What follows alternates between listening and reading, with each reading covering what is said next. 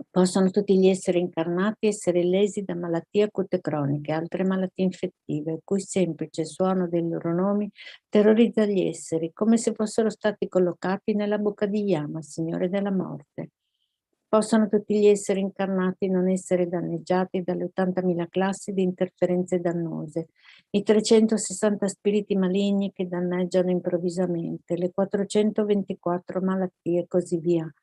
Qualunque sofferenza ci sia dovuta a disturbi causati dai 4 elementi che privano il corpo e la mente di ogni piacere, possa essere totalmente pacificata, che il corpo e la mente abbiano splendore e potere, siano dotati di lunga vita, buona salute, benessere.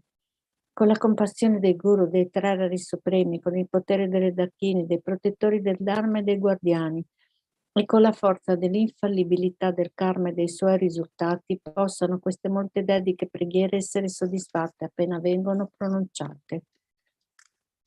Passiamo alle dediche. Possa la preziosa e suprema bodhicitta sorgere in chi non l'ha ancora generata e possa la mente che è già stata generata non diminuire mai, ma crescersi sempre di più. Sansara e Nirvana sono privi perfino di un atomo di esistenza intrinseca, causa ed effetto e l'origine dipendente sono infallibili. Chiedo le tue benedizioni per riconoscere il significato del pensiero di Nagarjuna, che questi due sono mutualmente complementari e non contraddittori. Ovunque ci siano molti esseri senzienti malati, possano essere liberati velocemente da tutte le malattie. Possano tutte le malattie degli esseri trasmigratori non avvenire mai più senza eccezione. Pensiamo agli infermieri e dottori, degli ospedali, delle case di riposo, del CSM, Centro di Salute Mentale, e anche tutti gli infermieri che sono in guerra, i dottori. Pensiamo di dedicare la nostra energia derivata da questa pratica loro. Om Mani Padme, Om Mani Padme, Om Mani Padme, Om Mani Padme, Om Mani Padme, Om Mani Padme, Om Mani Padme, Om Mani Padme. Om Mani Padme, Om Mani Padme, Om Mani Padme, Om Mani Padme, Om Mani Padme, Om Mani Padme, Om Mani Padme, Om Mani Padme, Om Mani Padme, Om Mani Padme, Om Mani Padme, Om Mani Padme, Om Mani Padme, Om Mani Padme. A tutte le persone che sono morte, a tutti i malati di Covid, a tutti i malati in generale, e tutte le persone che stanno per lasciare il corpo, pensiamo che possano avere un bardo che li porti a ritrovare il Dharma appena rinascono e ritrovare la chiara luce. Om Mani Padme, Om Mani Padme, Om Mani Padme, Om Mani Padme, Om Mani Padme, Om Mani Padme. Se avete persone che sono mancate o a cui volete dedicare questa energia, lo potete fare qua. Om Mani Padme, Om Mani Padme. Om Mani Padme, Om Mani Padme, Om Mani Padme, Om Mani Padme, Om Mani Padme, Om Mani Padme,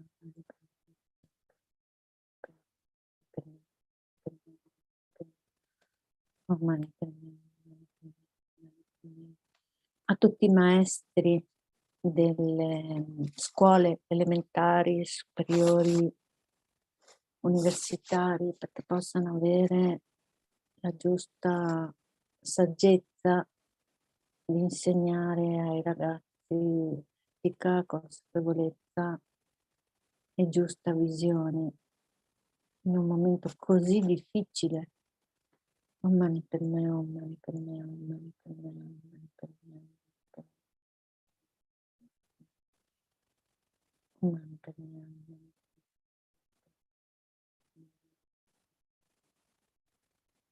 Om Mani Padme, Om Mani Padme. A tutti i maestri spirituali, i maestri del Dharma, che possano avere lunga vita e possono continuare a darci conforto, saggezza e protezione. Om mani padme, om mani padme, om mani padme, om mani padme, om mani padme, om mani padme, om mani padme.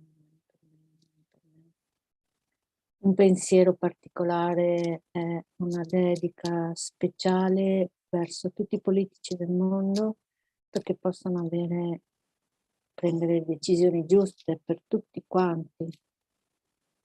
Om mani padme, om mani padme, om mani padme, om mani padme, om mani padme, om mani padme, om mani padme, om mani padme. Om mani padme, om mani padme, a tutti i praticanti del Dharma perché possano continuare con sforzo entusiastico le loro pratiche ed avere adesso più che mai una visione equanime delle cose senza farsi trasportare da una o l'altra parte, senza giudicare, avere una consapevolezza universale. E never give up, non mollare mai. Adesso dobbiamo sentirci veramente tenerci per mano in questa particolare fase della vita in cui dobbiamo veramente volerci bene il doppio, tutti quanti, soprattutto i praticanti del Dharma, no? E pensare che nei momenti in cui avete dubbi o qualcosa va bene, però c'è la Mazokapa che pratica, c'è il Dalai Lama che continuamente infonde una luce incredibile, ci sono tante puja in tutto il mondo, sentiamoci proprio tutt'uno con i praticanti del Dharma, è molto molto importante in questo periodo, perché facciamo scudo all'ombra. Ok, un mani per me, un mani per me, un mani per me. Possa in tutte le mie vite non essere mai separati dal Guru perfetto. Possa io godere del magnifico Dharma, completando tutte le qualità dei terreni e sentieri. Possa io ottenere velocemente lo stato di Vajradhara. Per la forza del vittorioso Tsongkhapa, che agisce come il nostro diretto amico virtuoso Mahayana in tutte le nostre vite, possiamo non allontanarci mai, neppure per un secondo, dal puro sentiero ammirato dai vittoriosi. Possiamo io e tutti gli esseri senzienti incontrare gli insegnamenti del vittorioso Losandrappa, che aveva la moralità di uno stile di vita purissimo. Era coraggioso nella condotta estesa dei figli dei vittoriosi ed ha realizzato lo yoga dei 2 stadi della suprema beatitudine e vacuità. Come la terra, l'acqua, il fuoco, l'aria, le medicine, il legno d'ardere nei monasteri, possa io sempre essere usato dagli esseri senzienti esattamente come a loro fa comodo, senza alcuna resistenza. Possa io prendermi cura degli altri come della mia stessa vita, possa io considerarli ancora di più che di me stessa, possa il loro karma negativo maturare su di me, possano tutte le mie virtù maturare su di loro. Fino a che tutti gli esseri senzienti non sono stati liberati dal samsara, possa io dimorare nel samsara per aiutarli, anche se potessi ottenere la suprema illuminazione. Per tutti i meriti del passato, presente e futuro, accumulati da me, da innumerevoli Buddha, da innumerevoli esseri senzienti che sono completamente vuoti dall'esistere dalla loro parte, possa io che sono completamente vuoto di esistere dalla mia parte, ottenere lo stato della piena illuminazione, che è completamente vuoto di esistere dalla sua parte, e guidare tutti gli esseri senzienti che sono completamente vuoti di esistere dalla loro parte, a quello stato che è completamente vuoto di esistere dalla sua parte, da solo che sono completamente vuoto di esistere dalla mia parte. Come l'eroe Manjushri, come Samantabhadra hanno realizzato il modo di essere delle cose, nello stesso modo dedico totalmente tutte queste virtù affinché possa seguirle nel loro addestramento. Dedico totalmente tutte le mie radici di virtù con la dedica considerata come la suprema da tutti i vittoriosi che sono apparsi nei 3 tempi per avere una condotta pura. affinché il sentiero del Dharma, del re del Dharma Tsongkhapa prosperi, possano tutti i segni degli ostacoli essere pacificati e tutte le condizioni favorevoli essere completate. A causa dei due tipi di meriti dei tre tempi di me stesso e degli altri, possano gli insegnamenti del vittorioso Losandrapa illuminare e risplendere per sempre. Gioiello che esaudisce i desideri, fonte di ogni singolo beneficio e felicità in questo mondo, incomparabilmente gentile, Thangtong Gyalpo, ti supplico, possano i tuoi santi desideri essere esauditi spontaneamente. Tu che detieni l'etica del soggiogatore, che fungi da generoso sostegno di tutto, sostieni, preservi, diffondi la dottrina vittoriosa di Magnonato, che magistralmente compi magnifiche preghiere che onorano i tre supremi, Salvatore mio e gli altri tuoi discepoli, per favore ti prego, vivi a lungo. Grazie di cuore per aver partecipato e ci vediamo la prossima settimana. Grazie Agato. Prego, ciao. E do la parola a non so, adesso vediamo. C'è Lars. Ok. Ci vediamo la prossima settimana. Ciao. Grazie, grazie. Prego. Veramente ispirata. Grazie.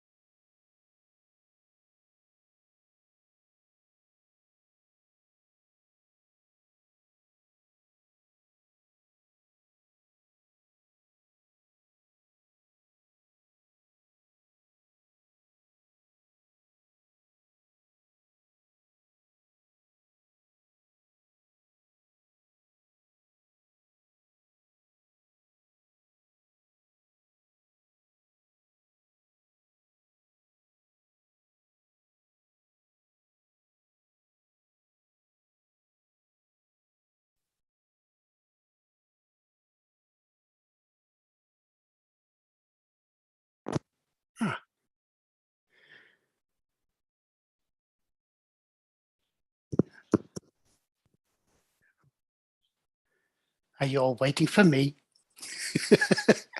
Good evening. Sorry, I'm a little bit delayed. I wasn't watching the time on a lovely walk after teaching, so it was really nice to take a few moments just to be out in nature with my dear brother Venerable Gendon from the Prayer Institute, who's visiting lead. So it was really, really nice to be out in the fresh air after a very busy day teaching. So it's sorry, but thank you very much for your patience. Okay, let me just move that. Don't need that. Don't need that. Get all the background clutter off so I can see your. Okay. So if we just take a moment to take a few deep breaths.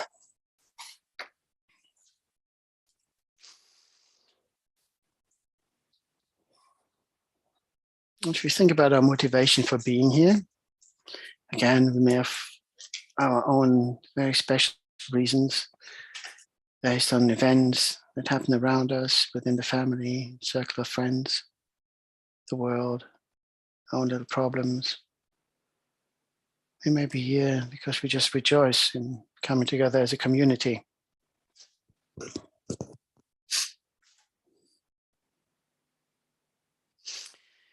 And we may also be here to recite prayers for the benefit of our mother sending beings. And if we look at our world, it seems very much out of balance on many levels. And although we started prayerathon with the pandemic in mind, and but the war between Russia and Ukraine may have taken over the limelight in the press, COVID is still around, and we still need to be mindful of that. But so other diseases and illnesses and other conflicts in this world. So we always set out to engage in reciting these prayers to benefit mother sending beings who experience suffering, and that through our actions, their suffering may be eased or completely removed.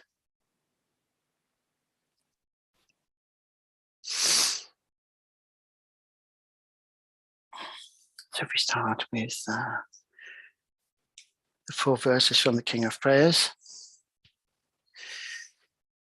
May I ease the suffering in the lower realms and in the many directions and dimensions of the universe. May I guide all wonders in samsara to the pure bliss of awakening and be of worldly benefit to them as well. May I always have the friendship of those whose path is like mine, and with body, words, and also mind may we practice together the same aspirations and activities. May I always meet a spiritual mentor, never displease that excellent friend who deeply wishes to help me and expertly teaches the Bodhisattva way. Limitless is the end of space, likewise limitless are living beings. Thus limitless are karma and afflictions. May my aspirations reach, be limitless as well.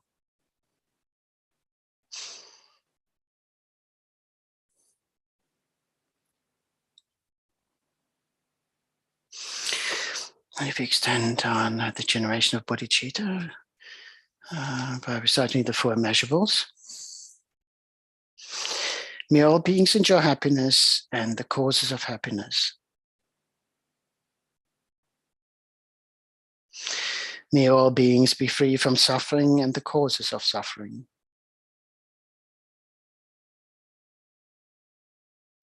May all beings never be apart from the supreme bliss, which is free of all suffering. May all sentient beings live in great equanimity, free from the attachment and aversion that keeps some close and others distant.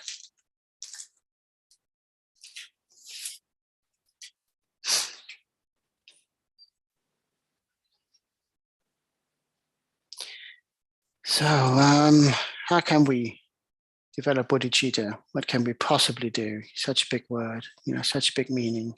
How can we be compassionate all times with the skills and resources that we have? How impossible for one being to take all the burden of this world.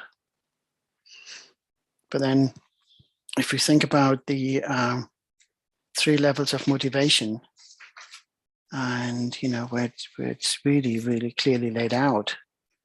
If we just listen to the words, we often recite words, but we don't really pay attention to the wording itself and how we can apply this in our daily life and what provisions are being made.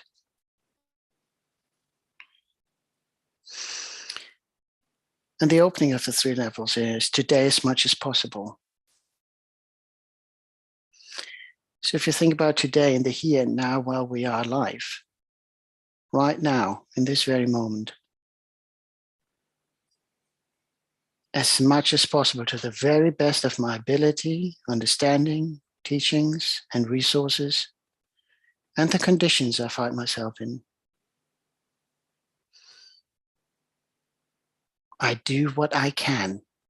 That's all.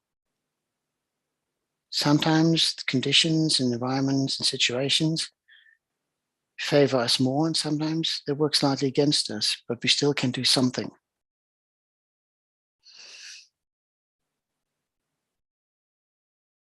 And if we're unable to fully, if our ambitions outsmart our abilities and circumstances, then we have to acknowledge that there are limitations to what we can do right now. And I often mention or compare to somebody watching somebody drown. If you're at the beach, you see somebody drown, but you can't swim, what good is it for you to go into the water? But what you can do, you can raise the alarm, you can keep an eye on the being suffering. You can help when the rescuers have brought the person back to shore. So many things we can do.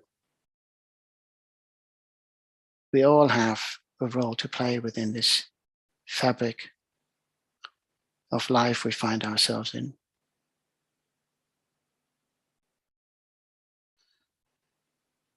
And with that in mind, today, as much as possible, I will harm no living beings with the actions of my body, speech, or mind.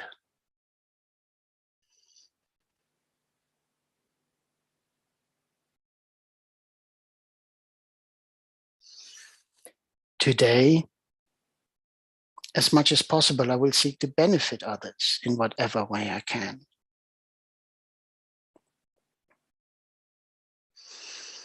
And again, think about what you can do. Acknowledging a being, acknowledge their presence, their existence. How many of us are really engaging with the suffering around us?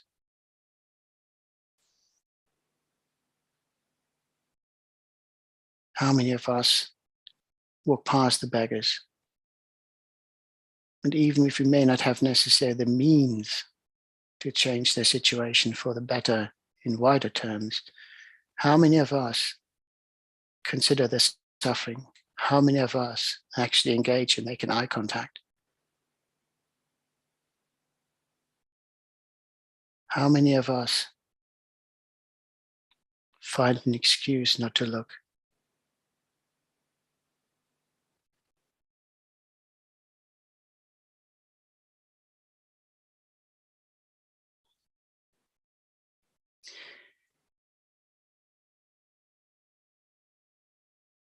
Today, as much as possible, I will generate bodhicitta. May the actions of my body, speech, and mind be imbued with this profound motivation.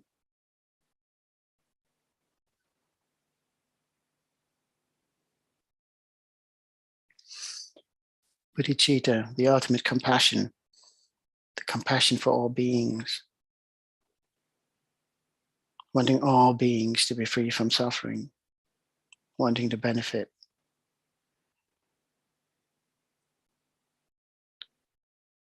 But in order to benefit all, we have to lose our own wrong views. When we look at those who create suffering in this world right now, it is easy to exclude them from our list of compassion. But what we need to do is need to include those beings in our list and put them right at top. For they're being governed by their own suffering, by their delusions, by their pains, by their ignorance, by their hatred.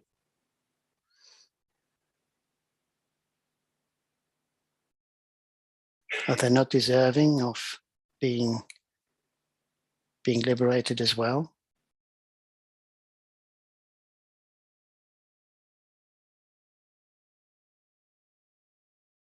If you think about going to a hospital,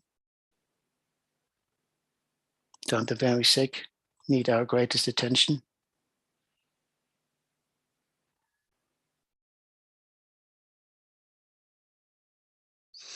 So we have to transform our mind. We have to transform our speech to accommodate these, and also to accommodate our own adjustments.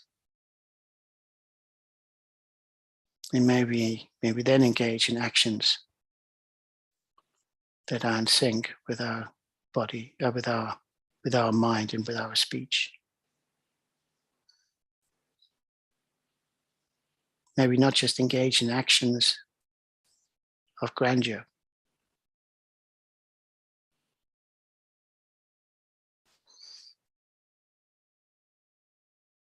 if we want to help someone, we should do so unconditionally.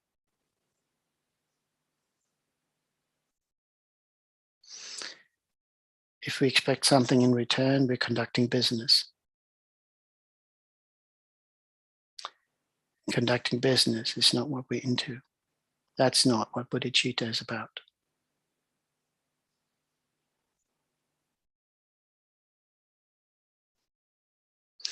So maybe consider how we would feel if we knew that somebody thinks of us with ill will.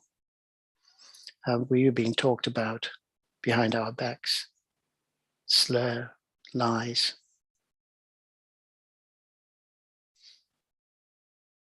What if people don't treat us with the respect that we think we ought to have? When people can't see the suffering that we are going through.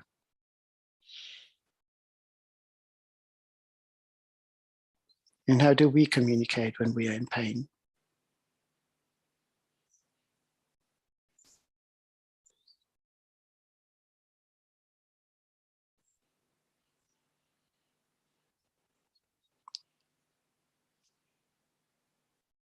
So maybe be understanding of other beings' sufferings in the same way we wish others to be accommodating to the suffering that we experience from time to time.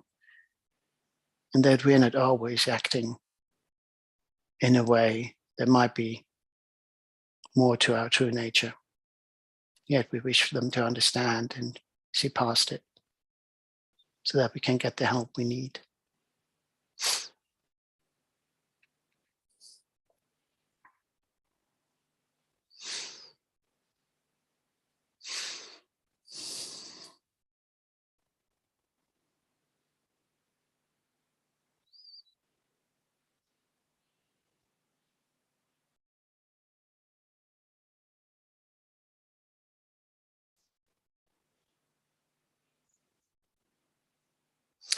Acknowledging that through the actions of our body, speech, and mind, we have created suffering for others and ourselves.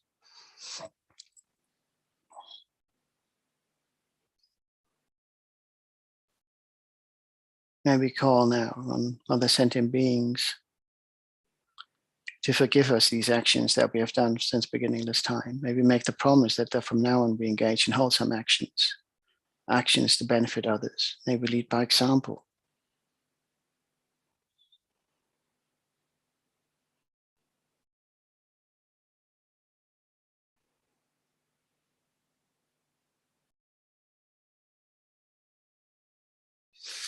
And with this thought, we visualize in the space in front of us our Guru in the aspect of Chenrezig.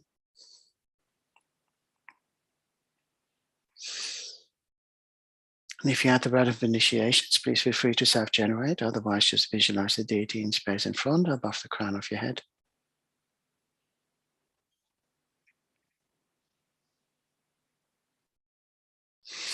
And anyone joining us who is from a different faith, just visualize the deity you most closely associate with love and compassion.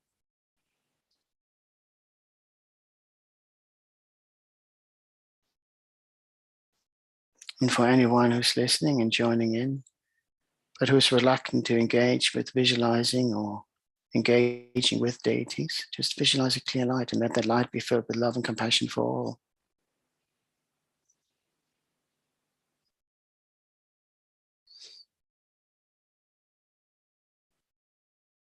And be unconditional. Be like the sun when the sun is at its horizon,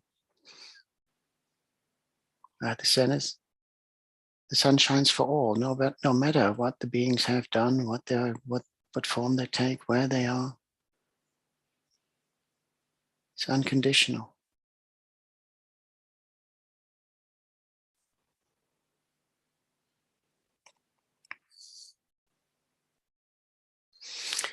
So maybe call them and ask them to join us to take refuge in the Guru. All sentient beings, my mothers who infant like space, go for refuge to the precious Guru Buddha. We go for refuge to the Buddha, the Dharma, and the Sangha. We go for refuge to the assembly of Gurus, Hirams and Dakinis. We go for refuge to the empty clarity of our minds, the Dharmakaya. All sentient beings, my mothers who infant like space, go for refuge to the precious Guru Buddha. We go for refuge to the Buddha, the Dharma, and the Sangha. We go for refuge to the assembly of Gurus, Hirams and Dakinis. We go for refuge to the empty clarity of our minds, the Dharmakaya.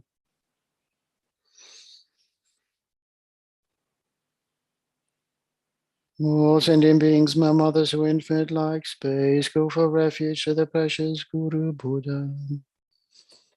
We go for refuge to the Buddha, the Dharma, and the Sangha. We go for refuge to the assembly of Gurus, Hirams and Dakinis. We go for refuge to the empty clarity of our minds, the Dharmakaya.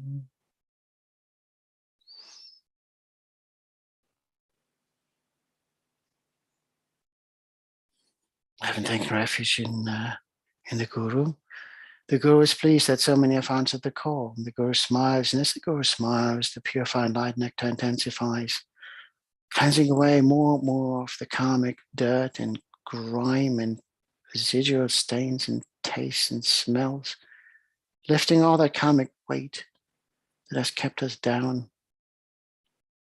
We're feeling rejuvenated, we're feeling liberated, we're feeling refreshed.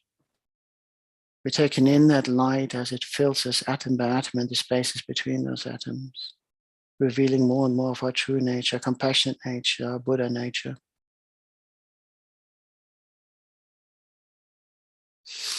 Feel how you're being filled with that light until your body can hold no more, and you exchange yourself with the Guru. And you also exchange yourself with other mother sentient beings who likewise exchange themselves with the Guru and others. We all become one with the Guru, become one with one another. We become one source of love and compassion for all. And like a bright beacon, dispel the darkness of samsaric existence. Shine brightly for those who are still lost in the darkness, that they may find their way out. And like a searchlight, we actively seek those who are aimlessly wandering in samsaric existence, so that we may return to lead them to liberation.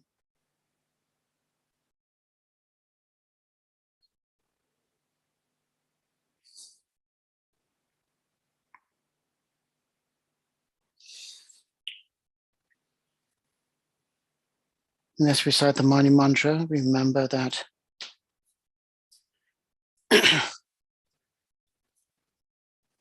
Om represents body, speech, and mind in its defiled form, but also the holy aspect of body, speech, and mind of the Gurus. And in order to transform, we need to acquire wisdom and compassion, mani, and padma.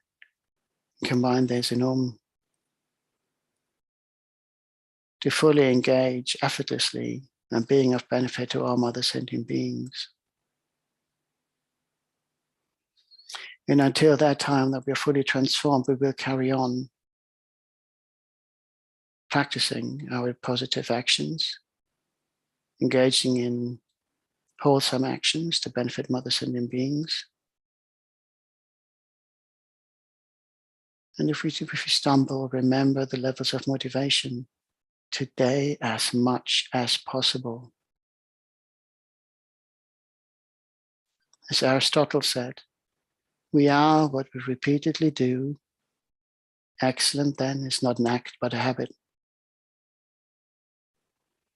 The more we practice wholesome actions, the easier we will find it to fully engage in those and disband all unwholesome actions.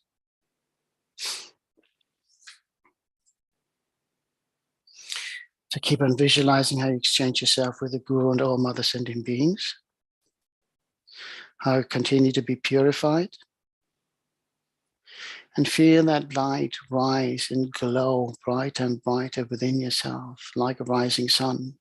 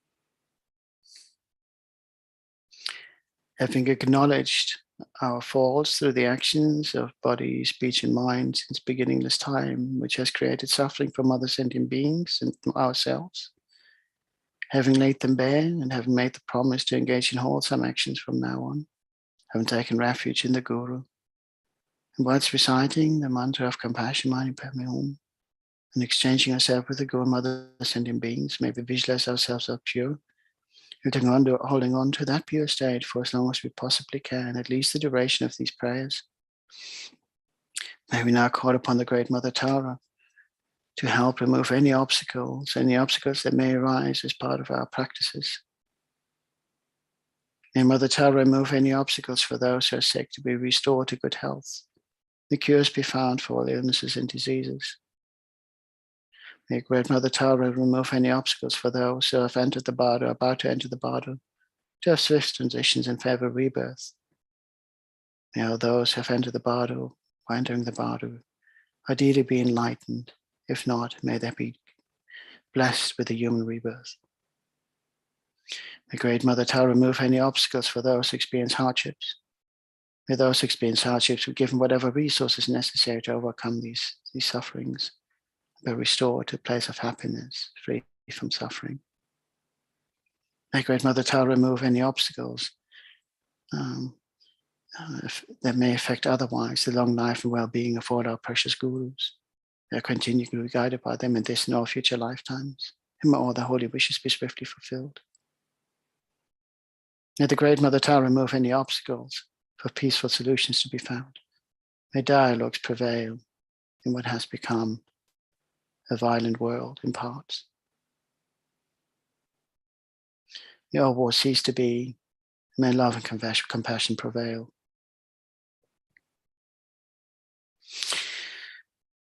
So if you think about Great Mother Tara, visualizing her in the space in front, emerald green in color, light radiating from Tara's body in all 10 directions, and each light being finding one of the infinite number of mother sentient beings. As we recite the Tara mantra, let's remind ourselves that Om again represents body, speech, and mind of Tara herself. Tara liberates from samsara. Tara liberates from the 8 fears of ignorance, hatred, attachment, and pride, jealousy, wrong view, doubt, and miserliness. So many of these aspects we can observe in this world, and sometimes also in ourselves.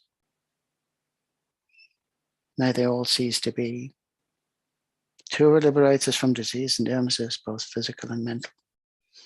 So we recite a few out loud and then the rest of the mala on breath. Om Dare Du Re Soha. Om Dare Du Re Soha. Om Dare Du Re Soha. Om Dare Du Re Soha. Om Dare Du Re Soha. Om Dare Du Re Soha. Om Dare Du Re Soha. Om Dare Du Re Soha. Om Dare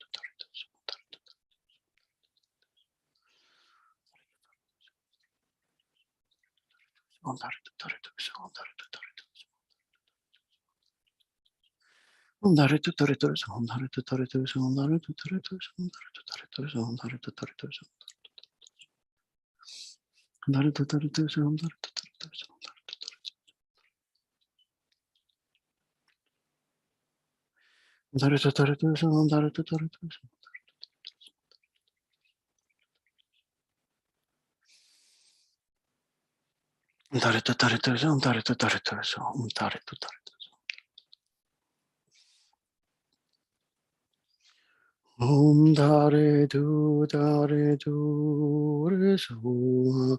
Om Dare Du Re Soha. Om Dare Du Re Soha. Om Dare Du Re Soha.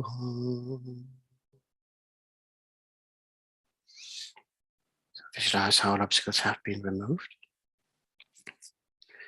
Maybe invite the guardians to join us now as well, to provide extra protection.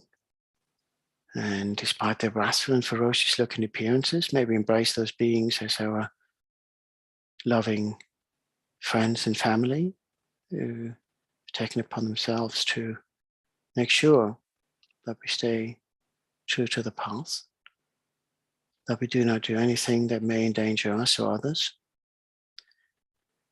but also step back through the action of our body, speech, and mind, but also to step in to protect us from outside influences.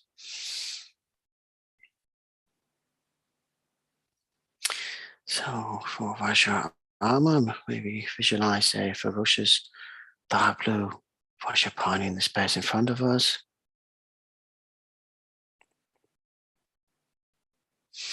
His feet are stretched out and he holds a Vajra in his right hand and a snake lasso in the left.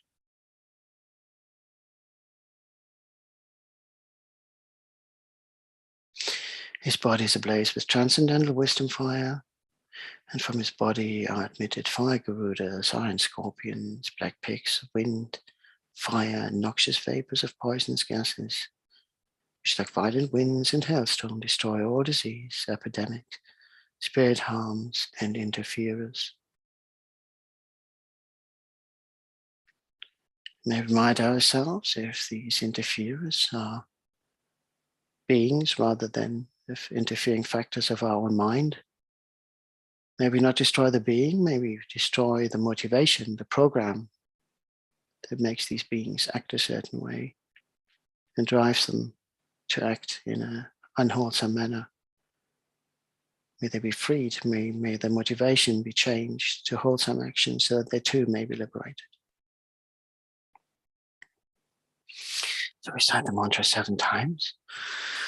Vajapedum Padmaswari Benevashinagan Taida Saurita Hana Hana Vashina Raksha Raksha Suha Vajapedum Padmaswari Benevashinagan Taida Saurita Hana Hana Vashina Raksha Raksha Suha Vajapedum Padmaswari Benevashinagan Taida Saurita Hana Hana Vashina Raksha Raksha Suha Vajapedum Padmaswari Benevashinagan Taida Saurita Hana Hana Vashina Raksha Raksha Suha Vajapedum Padmaswari Benevashinagan Taida Saurita Hana Hana Vashina Raksha Raksha Suha Vajapedum Padmaswari Benevashinagan Taida Saurita Hana Hana Vashina Raksha Suha Vajapedum Padmaswari Benevashinagan Taida Saurita Hana Hana Vashina Raksha Raksha Suha.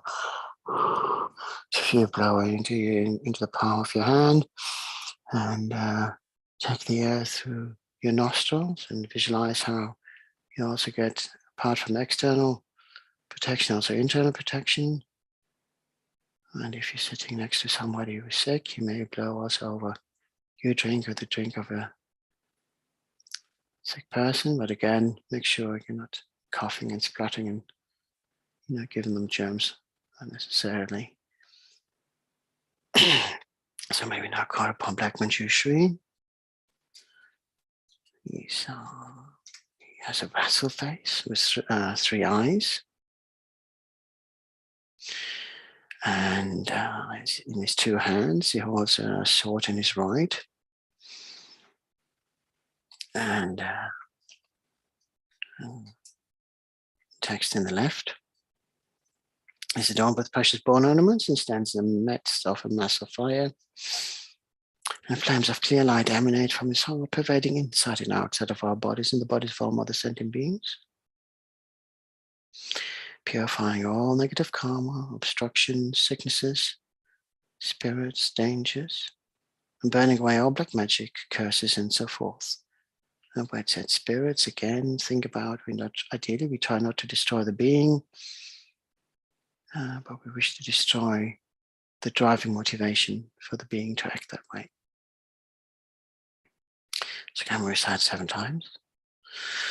Om ta chu chu su du tu su du mi su ninga la cha ka la cha kam sham dam be pe su om tam chu chu su du tu su du mi su ninga la cha ka la cha kam sham dam be pe su tam chu chu su du tu su du mi su ninga la cha ka la cha kam sham dam be pe su tam chu chu su du tu su du mi su ninga la cha ka la cha kam sham dam be pe su tam chu chu su du tu su du mi su ninga la cha ka la cha kam sham dam be pe su om tam chu chu su du tu su du Misu Ninga La Chakala Jakam Shantam Bepisu Om Tam Chu Chu Su Dutra Su Demisu Ninga La Chakala Jakam Shantam Bepisu.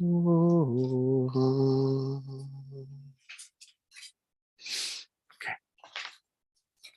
So having assembled the team, having acknowledged all our faults, having moved, prepared the space by removing obstacles, and requested extra support and protection. I will now engage in Thangtong Gyalpo's main prayer of liberating Sakya from disease. 36. Okay, so we do initially 6 recitations. So if you think about a recitation for each of the 6 realms, again, it's good to connect why you're reciting rather than just doing numbers. Make it count, make it your own. So in this way, if you think about the 3 lower realms, the hell realm, the animal realm, and the hungry ghosts, and the 3 upper realms, realm of men, demigods, and gods, suffering exists across all those realms. So maybe initially think about the suffering of body, speech, and mind, how it may apply within each of those realms. So we do recitation each.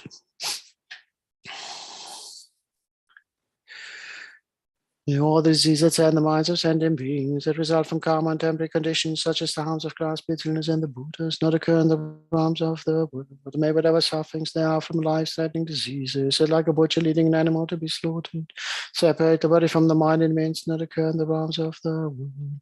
May all embodied beings be unharmed by acute, chronic, and other epidemic diseases, the mere sound of whose names therefore beings, as though they had been placed inside the mouth of Yama, the Lord of Death. May all embodied beings be unharmed by the 80,000 classes of interferers, the 360 evil spirits at Amsadni, the 424 diseases, and so forth. May whatever sufferings there are due to disturbances of the four elements, depriving the body and mind of every happiness, be totally pacified. And may the body and mind have radiance and power and be endowed with long life, good health, and well-being.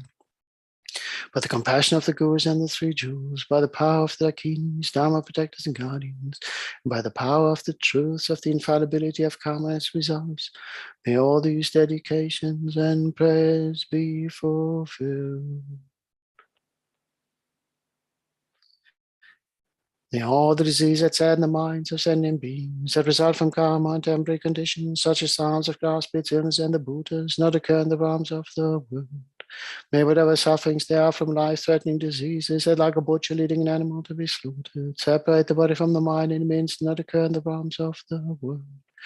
May all embodied beings be unharmed by acute, chronic, and other epidemic diseases, the mere sound of whose names therefore beings, as though they had been placed inside the mouth of Yama, the Lord of Death.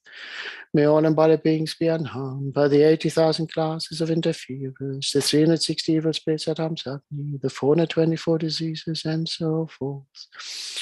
May whatever sufferings there are due to disturbances of the four elements, depriving the body and mind of every happiness, be totally pacified. And may the body and mind have radiance and power and be endowed with long life, good health, and well-being. By the compassion of the Gurus and the three jewels, by the power of the Dakinis, Dharma protectors and guardians, and by the power of the truths of the infallibility of karma and its results, may all these dedications and prayers be fulfilled.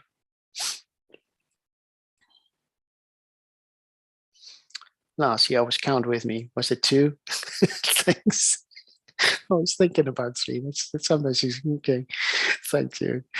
May all the disease that sadden the minds of sentient beings that result from karma and temporary conditions, such as the harms of God, spirits, illness, and the Buddhas, not occur in the realms of the world.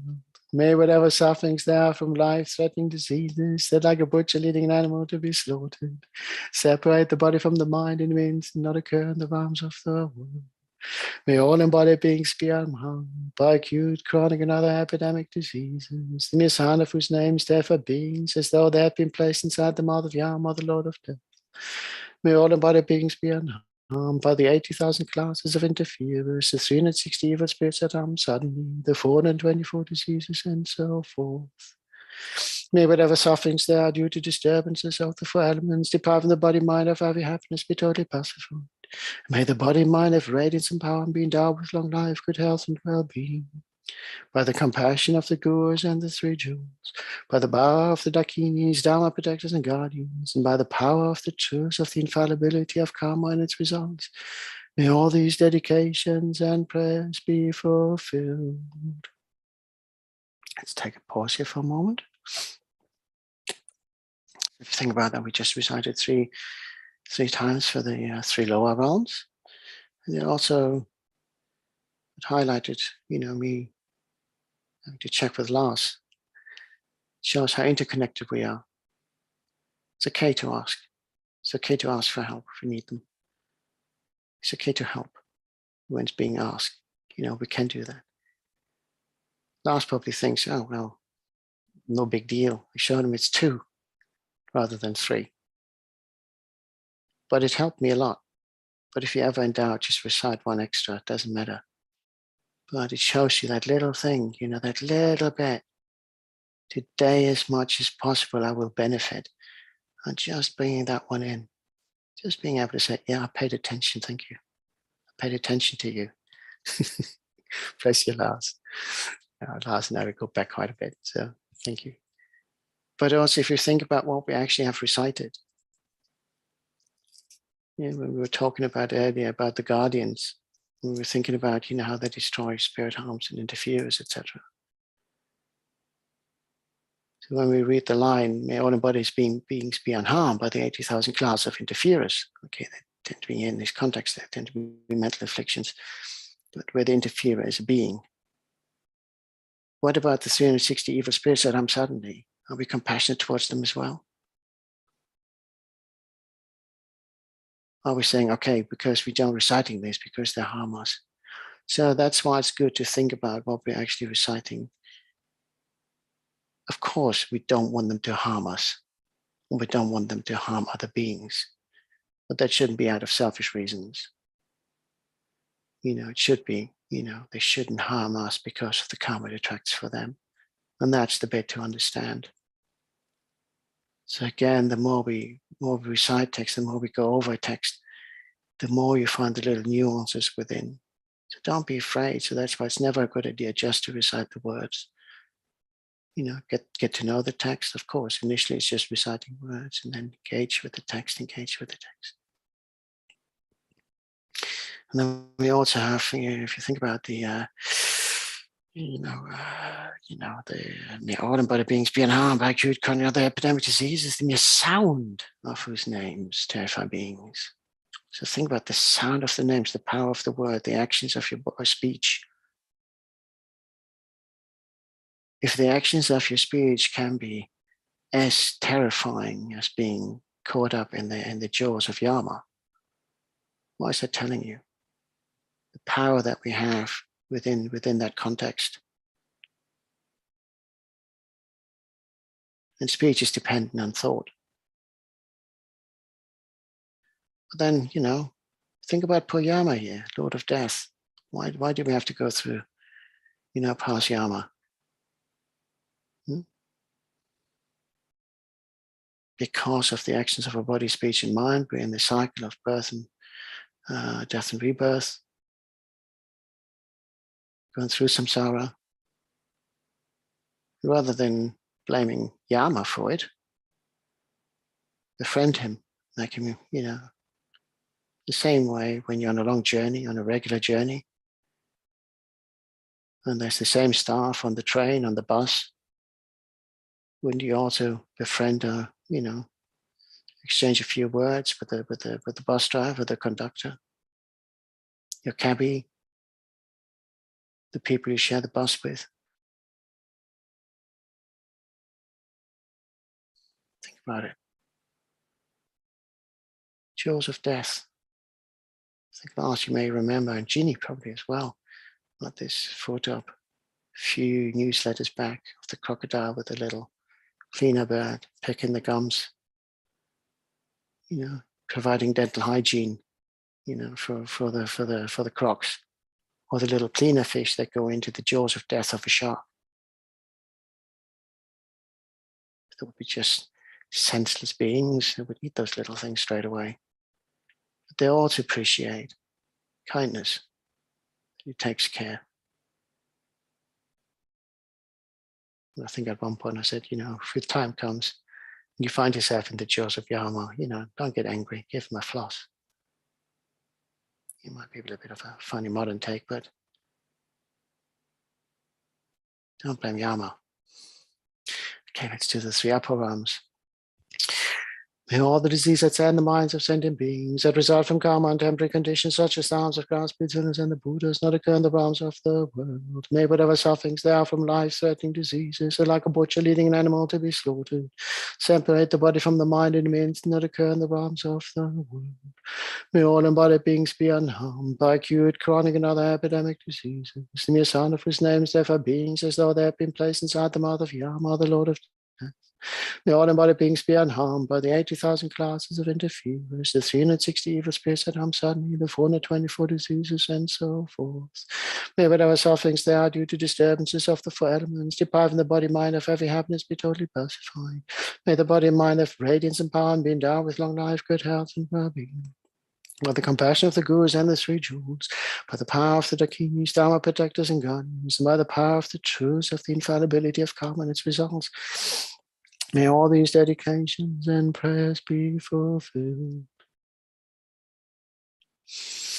May all the disease that's in the minds of sentient beings that result from karma and temporary conditions such as harms of grass, bitterness, and the Buddhas not occur in the realms of the world. May whatever sufferings there are from life-threatening diseases that like a butcher leading an animal to be slaughtered, separate the body from the mind and the means not occur in the realms of the world. May all embodied beings be unharmed by acute, chronic, and other epidemic diseases. May a son of whose name stands for beings as though they have been placed inside the mouth of Yama, the Lord of Death.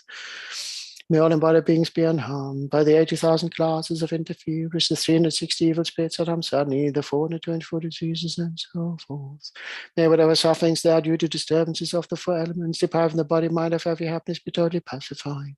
And may the body and mind have radiance and power and be endowed with long life, good health, and well-being.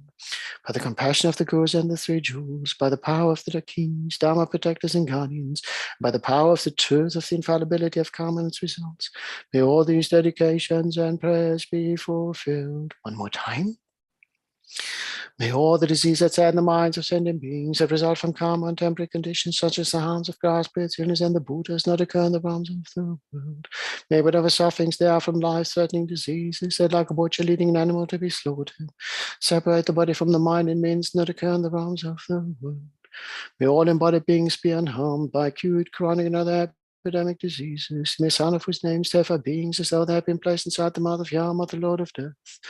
May all embodied beings be unharmed by the 80,000 classes of interferers, the 360 evil spirits that harm suddenly, the 424 diseases, and so forth. May whatever sufferings there are due to disturbances of the four elements, depriving the body mind of every happiness, be totally pacified. May the body mind have radiance and power and be endowed with long life, good health, and well-being. By the compassion of the Gurus and the three jewels, by the power of the Dakinis, Dharma protectors and guardians, and by the power of the truths of the infallibility of karma's results, may all these dedications and prayers be fulfilled. Again, we'll pause here for a moment. And let's reflect on two things. We originally took refuge in the three jewels, acknowledged the faults, and then we wanted to change. So we're looking for, the guidance of the Gurus and taking the refuge, the Buddha, the Dharma, the Sangha. So here, by the compassion of the Gurus and the three jewels, we also, by the path of the kings, Dharma protectors and guardians, so we addressed Tara and the guardians. By the power of the truth of the infallibility of karma and its results, we acknowledged that we have done harms through actions of body, speech, and mind. And at the beginning, right there and then, we laid it bare and we said, okay, we're sorry, but we do what we can from now on to engage in wholesome actions and try to generate bodhicitta. So if you think about it, karma, good actions, good karma, negative actions, negative karma. Very simple. Karma is just the action and its result that we want to achieve. So maybe engage in wholesome actions and seeing it down, and also acknowledging, when we looked at those beings who act a certain way, in a harmful way, that, we need to understand that, ultimately they increase their suffering. They may harm us now, but actually they're going through much worse afterwards. So again, having that compassion on that side. But also we didn't want to, at the beginning, we said we want to be compassionate for all beings. Yet when we recited, we said, okay, let's recite it 6 times for the beings of each of the realms. So we actually still separated the realms. We also separated the 3 lower realms from the 3 upper realms. So we had a pause in between. So let's recite one more time. But this time, let's just think about just mother sentient beings, because we have been through all the 6 realms, and our mother sentient beings have been through the 6 realms. So we now just visualize beings who, like us, want to be free from suffering and its causes. Really, from the depths of your heart, may the sick be restored to good health. May those who entered the body have entered the body be restored, have swift transitions and favorable rebirths. May those experiencing hardships be given whatever resources necessary to overcome those hardships.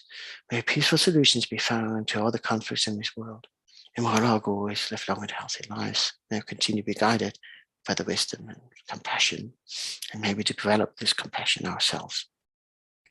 May all the disease that's in the minds of sentient beings that result from karma and temporary conditions such as the harms of class sinners and the Buddhas not occur in the realms of the world. May whatever sufferings there are from life-threatening diseases that like a butcher leading an animal to be slaughtered, separate the body from the mind and means not occur in the realms of the world.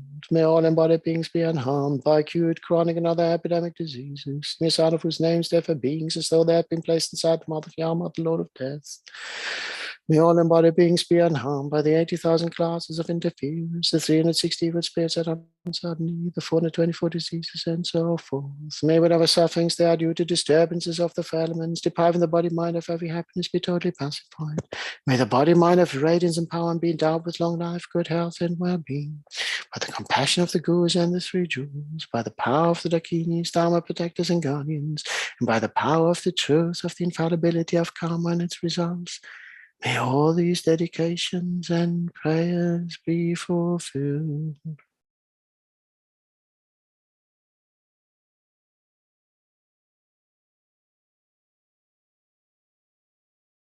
So thank you. So before we recite dedications, may we, let's recite the another one of Thangtong Gyalpo's prayers, the words of truth, pacifying dangers of weapon. Almighty, pet me home, great, loving, victorious one. I, a sublime, compassionate, eye-looking one, restful, victorious, Hajagriva, perfect Pyatara, and so forth, objects of refuge, whose holy names eliminate all dangers upon me hearing, who are compassionate in nature. Please pay attention to me. When the sentient beings of the time of quarreling and of flourishing of the 5 degenerations are tormented by fighting and intense suffering from the explosion of a great ocean of evil karma and jealousy, please dry this ocean up by the strength of your transcendental wisdom and compassion. Also by letting fall a great nectar rain of loving kindness on transmigratory beings whose hatred is a blazing fire. Please grant your blessings for happiness and auspiciousness to increase. And by recognizing each other as being like parents, through your defeating the multitude of vicious evil spirits who by entering someone's mental continuum change it instantly into the mind of an asura, from now on may they never roam in this region. Please also cause all sentient beings have died in war from now on to abandon all evil karma, the cause and result, and be miraculously reborn in blissful land. Please also lead all others to that pure land. Please cause all those who are born and die to have long lives and not have sicknesses, to stop all the quarreling and fighting and to enjoy life in the 10 virtues. Please make rain fall at the right time, harvest to always be good, and auspiciousness to increase in all habitats and for all inhabitants. By the ultimate reality, which is pure nature, unbetraying cause and result, which has that ultimate reality, and the compassionate guru, minds your deity, and rare sublime ones, may my pure and extensive prayers be accomplished. Okay. So I think I'll swap my dedications and we do dedications from the ever-flowing nectar of bodhicitta. Remember, we're trying to really generate bodhicitta. We're trying to be good. So, you know, the subtitle is Annihilating the Demon of Self-Cherishing Mind. And where's the there you go. Okay. May the precious supreme bodhicitta not yet born arise, and may that arisen not decline, but increase more and more. Due to all the past, present, and future merits collected by me, and all the merits of the 3 times collected by the numberless Buddhas and numberless sentient beings, may bodhicitta be generated in the hearts of all sentient beings of the 6 realms, and especially in the hearts of everybody in this world, including all the students, benefactors, and volunteers in the FPMT organizations. May it be generated in the hearts of all those who rely upon me, all those for whom I have promised to pray, and all those whose names have been given to me.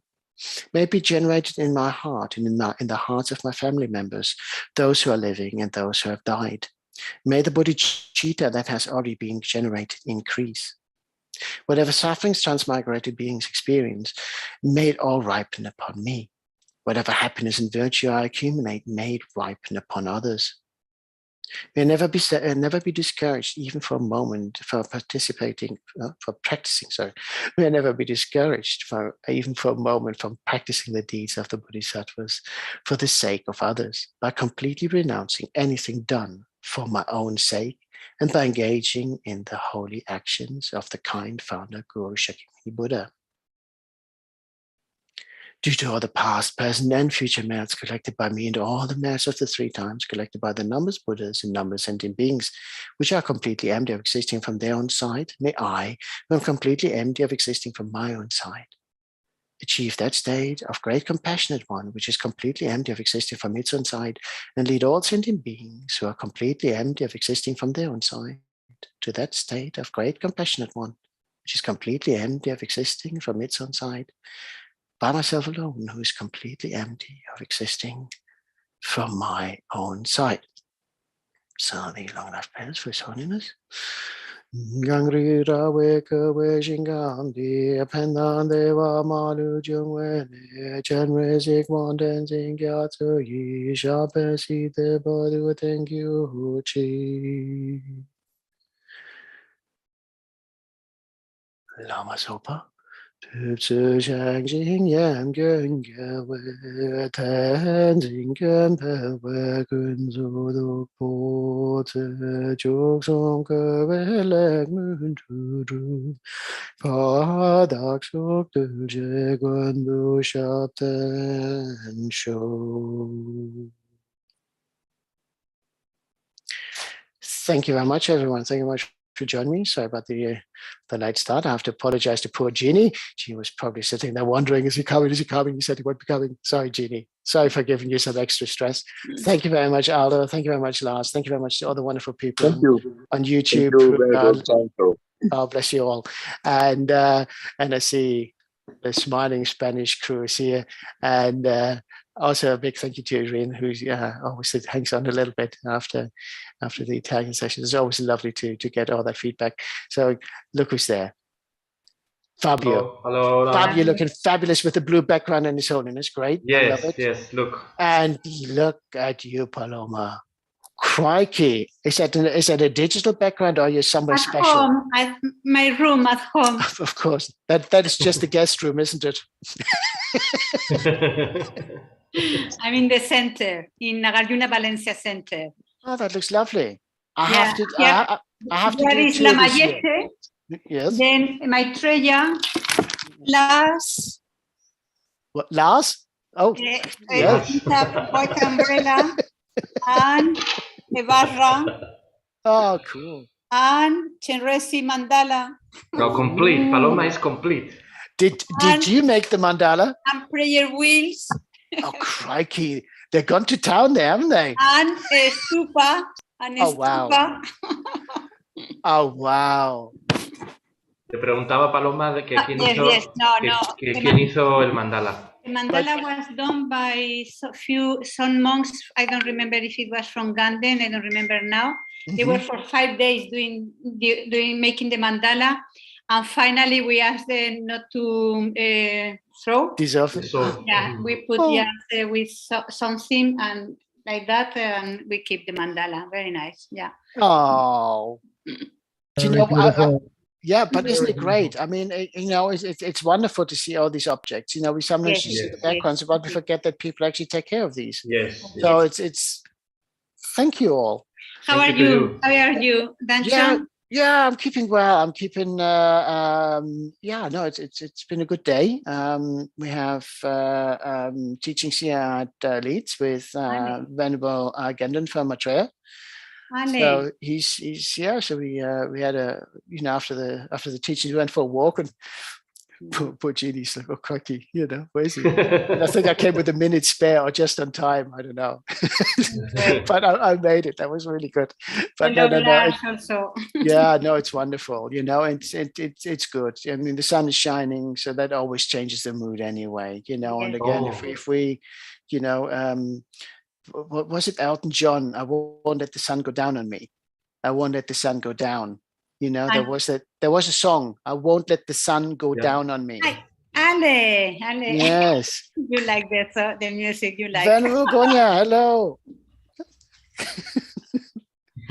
It's so wonderful to see you all, but I'm eating into your time. Me too. Yes, yes. Yeah. Much love to you all. I see a Okay. picture in Nalanda the day of your ordination. Oh. I see you. A picture, a picture. Oh, isn't that nice? Oh, it's just nice when people recognize you now. You know what? We really have to meet up. You know, Yes. I mean, compared to, you know, honestly, we're fairly local to one another. We really Yes, should. yes. We really should do that. Yes, yes, yes. We will see Okay. when. I take it to Basin with you. Okay, okay. Okay. Much love. Take care, everyone. Bye Ciao, bye. dear. Ciao, Lars. Thanks, Bye Take bye. care, Judy. Lars. Bye bye. Bueno, Muy bien. buenas noches, buenas tardes a todo el Aquí mundo, según estamos. donde estéis. ¿Dónde estás, Fabio? Vamos. Esa ventana me suena rara. En la gompa. Es la ¿Ah, sí? gompa. No la reconozco. Y es la gompa y es que como es de noche no se ve lo que hay detrás, pero es el monasterio de San Jerónimo, la piedra, la pared de piedra. Sí, Ok, la ok. gompa. Bueno, pues vamos a seguir. Thank you to Chenrezig Institute for all your effort and job, wonderful job. Ahora vamos a hacer otro ratito de recitación en español y conectamos con esa motivación, con esa energía, con ese pensamiento de compasión que se lleva desarrollando todo el día y que gracias a la bondad de nuestro Guru, Lama Zopa Rinpoche, que utilizando la pandemia como condición nos reúne para poder purificar, para acumular mérito, para poder contribuir al bienestar de los seres. Así es que por unos momentos estamos en silencio, pensamos en todo ello, generamos la motivación más genuina, más positiva que seamos capaces de generar en nuestro corazón. Mira qué bonita estatua.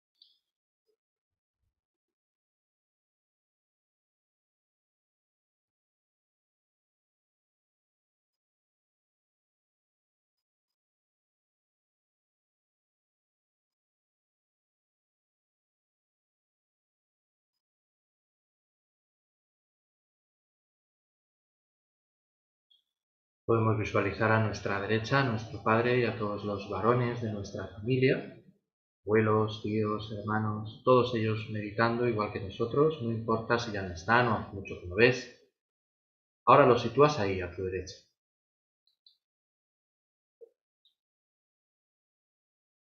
Y a tu izquierda colocas a tu madre y a todas las mujeres de tu familia, abuelas, tías, hermanas, en la misma actitud de meditación.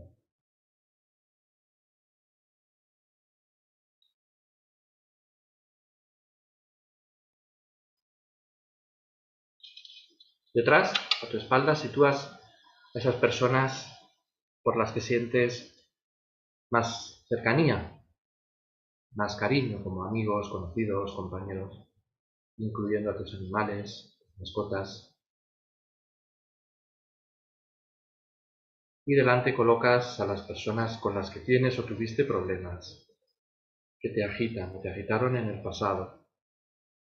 Los visualizas muy serenos, muy tranquilos. Ahora intenta no pensar en aquel motivo que pudo pasar, que pudo ocurrir. Sencillamente las colocas ahí, cara a cara, frente a ti, meditando igual que tú.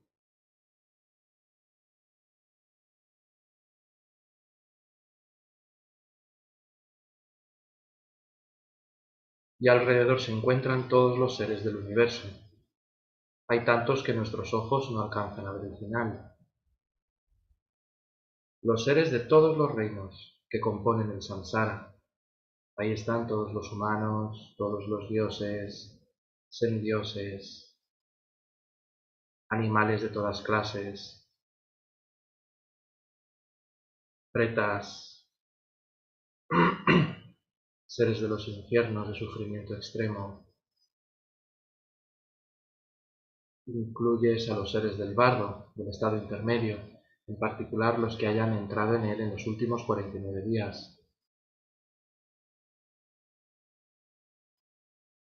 Y muy en especial pensamos en, aunque estemos pensando en todos los seres, sin una sola excepción, de una manera un poco más especial pensamos en los seres que más sufren, los que están en los reinos inferiores, los humanos que están padeciendo su propio infierno particular a nivel físico, mental, social, como por ejemplo los que están experimentando las guerras.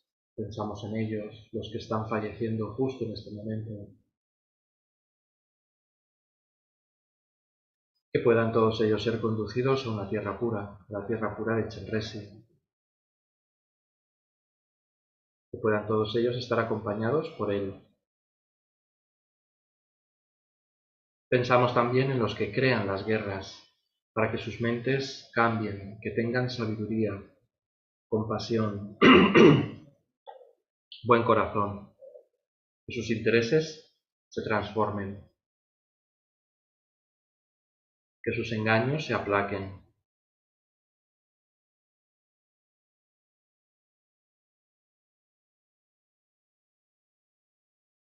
Nos acordamos de todas las personas que han fallecido a causa del coronavirus u otras enfermedades en todo este tiempo, desde que apareció la pandemia hasta hoy. Los que están enfermos, los que lo han perdido todo o lo han visto seriamente dañado. Sus familias, sus seres queridos. Poco a poco vamos abarcando con nuestra mente a todos los seres. Medita así unos momentos.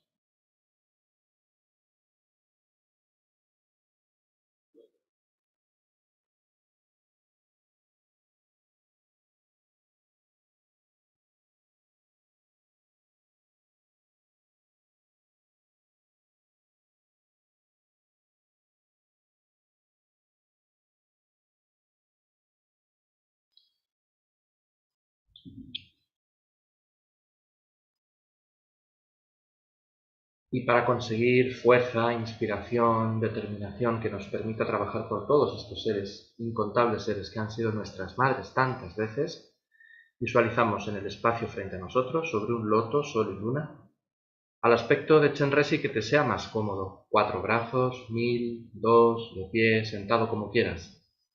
Lo más importante es sentir que es inseparable de nuestros gurús, como su santidad el Dalai Lama, Lama Yese, Lama Zopa Rinpoche, nuestros maestros y guíes personales.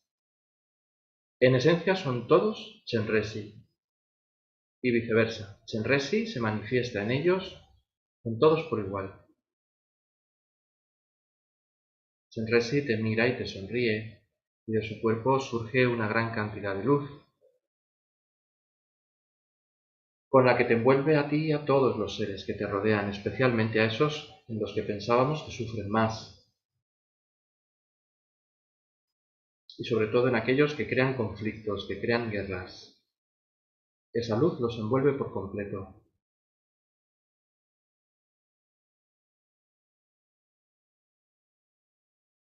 En presencia de Chenrezig tienes la misma sensación que la que tiene un bebé, un niño pequeño, en brazos de su madre o de su padre amorosos. Se siente acogido, arropado, protegido.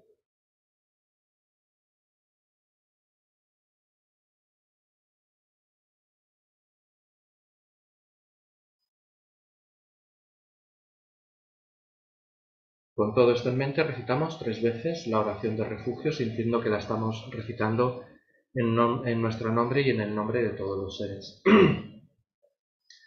Todos los seres, vastos como el espacio y yo mismo, desde ahora hasta que alcancemos la esencia de la budeidad suprema, buscamos refugio en los maestros puros y gloriosos, buscamos refugio en los victoriosos budas perfectos, buscamos refugio en el Dharma puro, buscamos refugio en la Sangha superior. todos los seres vastos como el espacio y yo mismo, desde ahora hasta que alcancemos la esencia de la budeidad suprema. Buscamos refugio en los maestros puros y gloriosos. Buscamos refugio en los victoriosos Budas perfectos. Buscamos refugio en el Dharma puro. Buscamos refugio en la Sangha superior. Todos los seres vastos como el espacio y yo mismo, desde ahora hasta que alcancemos la esencia de la budeidad suprema. Buscamos refugio en los maestros puros y gloriosos. Buscamos refugio en los victoriosos Budas perfectos. Buscamos refugio en el Dharma puro. Buscamos refugio en la Sangha superior. Tomamos refugio en la asamblea de maestros espirituales, las deidades de meditación y las dakinis. Tomamos refugio en la claridad vacía de nuestra propia mente, el Dharmakaya. Sentimos así que ya estamos bajo la protección de Guru Chenrezig y a través de él, del resto de Budas y Bodhisattvas. Y ahora recitamos por unos minutos el mantra y sentimos que por la vibración del mantra toda esa luz y ese néctar que provienen de Guru Avalokitesvara en el espacio frente a nosotros nos llena por completo, llena a todos los seres y su poder aumenta aún más debido a la recitación. Om mani padme hum, om mani padme hum, om mani padme hum, om mani padme hum, om mani padme hum, om mani padme hum, om mani padme hum, om mani padme hum, om mani padme hum.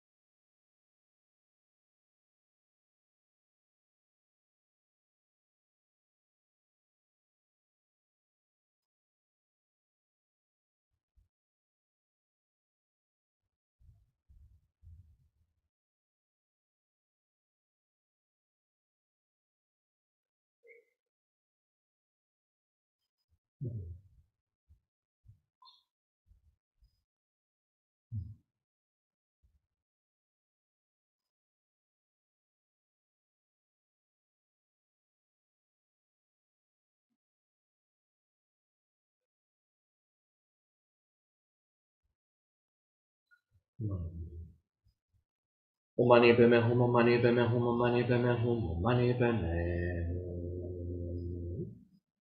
Para la primera recitación, si quieres, venerable Paloma, hacer la motivación. Vale, pues para que especialmente el Dharma llegue a todos los seres, ya sea a través del budismo o a través de otras tradiciones espirituales, pero especialmente que pueda llegar la importancia y la metodología para desarrollar la bondad, el amor, la compasión, la sabiduría y poder mantener una moralidad que no dañe a los seres. Gracias. Pues pidiendo eso, recitamos. Puedan todas las enfermedades que afligen la mente de los seres y son producto del karma y condiciones temporales, tales como el mal infligido por espíritus, las enfermedades y los elementos, no volver a aparecer en los reinos del mundo. Puedan todos los sufrimientos que provienen de enfermedades que amenazan la vida, como el carnicero llevando un animal al matadero que separan el cuerpo del espíritu en un solo instante, no volver a aparecer en los reinos del mundo. Puedan todos los seres encarnados no ser tocados más por enfermedades agudas, crónicas o infecciosas, cuyo solo nombre aterroriza a los seres como si los colocaran en la boca de llama el Señor de la muerte. Puedan todos los seres encarnados no ser más afectados por los 84.000 seres que interfieren, por los 360 espíritus malignos que atormentan de repente, por las 424 enfermedades, etc. Puedan todos los sufrimientos provenientes de los desarreglos de los 4 elementos que privan el cuerpo y mente de todo placer, pacificarse totalmente y pueda el cuerpo y la mente tener luz y fuerza, gozar de una larga vida, una buena salud y bienestar. Por la compasión de los maestros y de las 3 joyas, el poder de las dakinis, los guardianes y protectores del Dharma, y por la fuerza infalible del karma y de sus resultados, que puedan todas estas dedicaciones y plegarias ser atendidas desde el momento en que sean pronunciadas. Un manito.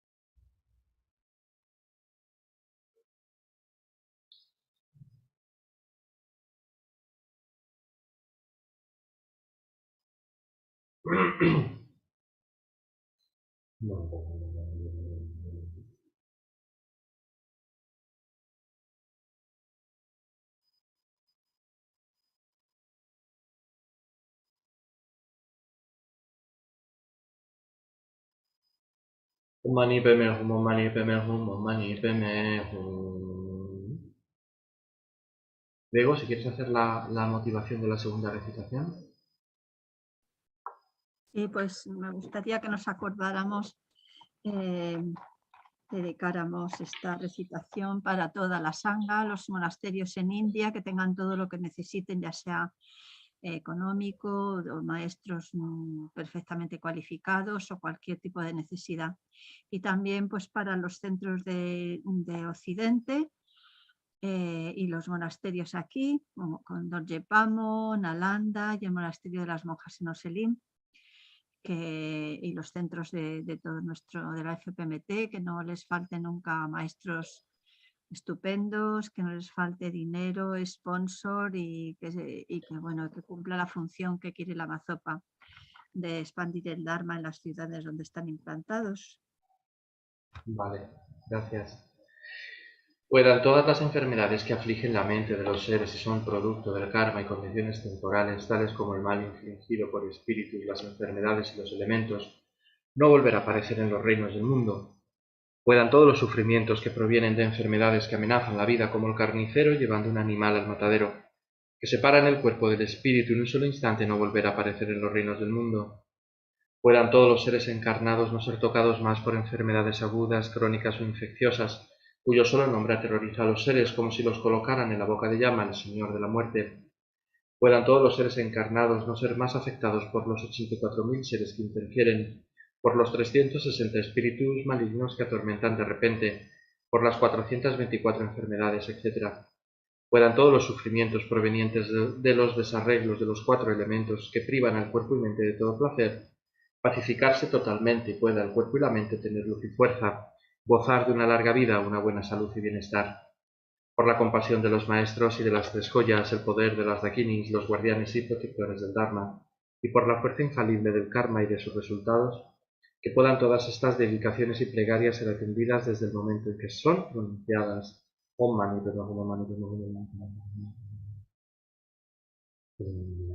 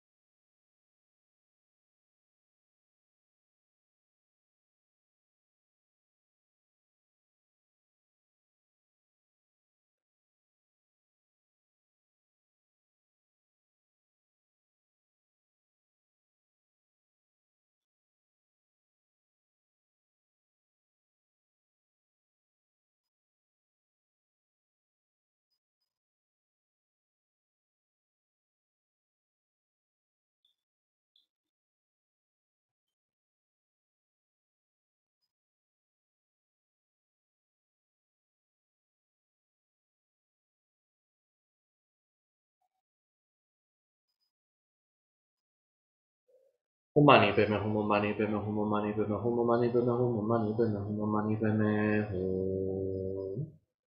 La siguiente recitación la ofrecemos y la hacemos por todos los que estáis en YouTube, en España, en México, que por más de 2 años casi, ¿no? Pues estáis acompañándonos desde entonces.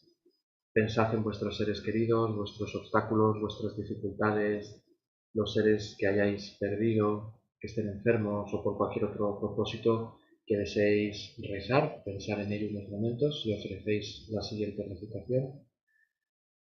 De manera especial nos acordamos de toda la gente enferma y sobre todo de Ana Paola Villegas, a la que le quedan unos días nada más. Pedimos que tenga un buen bardo, un buen renacimiento, que sea conducida a la tierra pura de Chenrezig.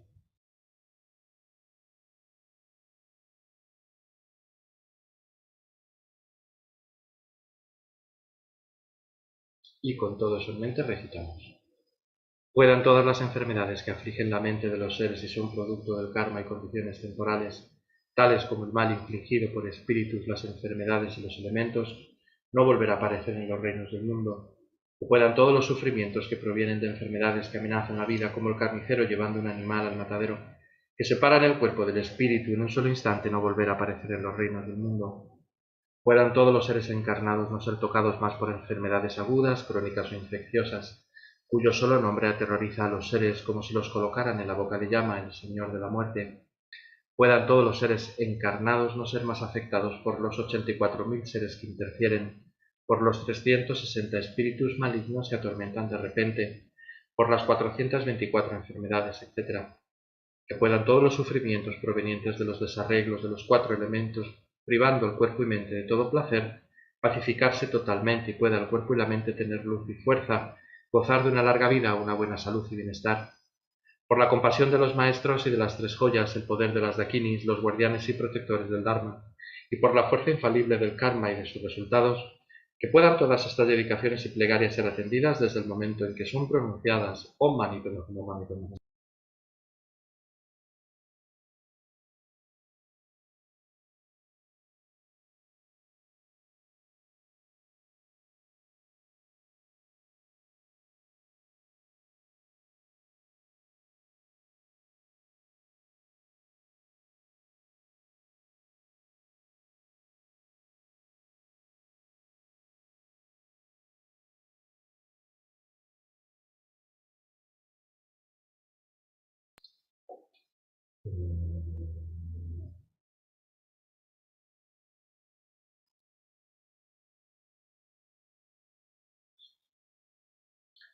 Om Mani Padme Hum, Om Mani Padme Hum, Om Mani Padme Hum. Visualizamos que del cuerpo de Avalokitesvara surgen innumerables réplicas, tantas como seres hay a tu alrededor, y cada una de esas réplicas se sitúa sobre la coronilla de todos los seres y el aspecto central se sitúa sobre la tuya.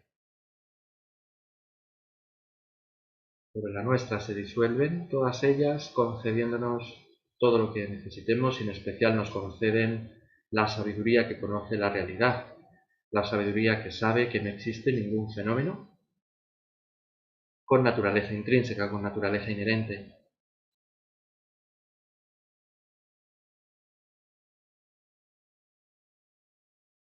desde este estado, sintiendo que recibimos todas esas bendiciones que activan nuestras cualidades internas, especialmente la sabiduría, la compasión, el buen corazón, el servicio a los demás. Pedimos a nuestros maestros que estén con nosotros hasta el fin del samsara, comenzando por su santidad el Dalai Lama, que es Chenrezig mismo en este mundo.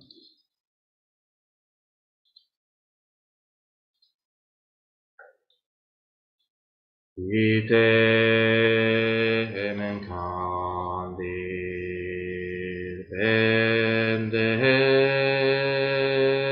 mahaluva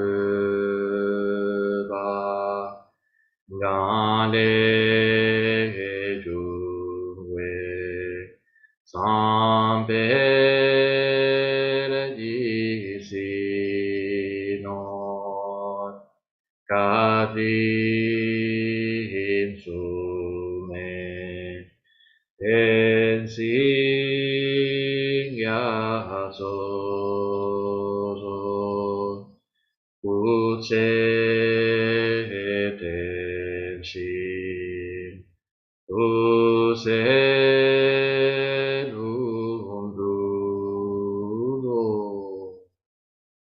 joya que concedes y colmas los deseos, fuente de todo beneficio y felicidad en este mundo. A ti de bondad incomparable, Tenzin Gyatso, te suplico que tengas una larga vida y que todos tus sagrados deseos se cumplan espontáneamente. Pedimos exactamente lo mismo para Lama Zopa Rinpoche, que pueda la vida de Rinpoche ser muy larga, muy firme, muy estable, que podamos ir muy pronto a las enseñanzas de Rinpoche de manera presencial, que Venerable Paloma las traduzca. Usul tam sim yang gong gel we te hen si kyong pel we kun so do ko se cho sum kur we le mon tu du pa ta so du je gon du sa te chu. Posees la ética del sabio y sostienes la doctrina del victorioso Manjusri, protegiéndola y extendiéndola, actúas soportándolo todo con firmeza. Realizas con maestría oraciones magníficas que honran a las tres joyas. Eres mi protector y el de los demás discípulos. Ruego que tengas una larga vida. Y por último dedicamos todos los méritos, no solo los que se han hecho en esta sesión, sino todos los que se han creado durante todas las sesiones de esta recitación de 24 horas, para que todos los fines, propósitos y objetivos que se hayan pedido y que sean de beneficio para todos los seres se cumplan de inmediato. Nos acordamos muy en especial de todos los grupos de estudio, de todos los centros de la FPMT en el mundo, que tengan todo lo necesario, que nuestros gueses residentes tengan una larga vida, que puedan seguir dándonos sus preciosas enseñanzas, que podamos seguir ofreciéndoles servicio, que es una manera de acumular nosotros mérito. En fin, que podamos tener todo lo imprescindible para que el Dharma se siga extendiendo por este mundo, que tanto lo necesita. Yewa di jinyo da lama sangye drugyune rowa chi kyan ma lupa dedi salago pa so chanchu sem chori poche ma ke pa nam ye guchi ye wa nyam pa me pa ye que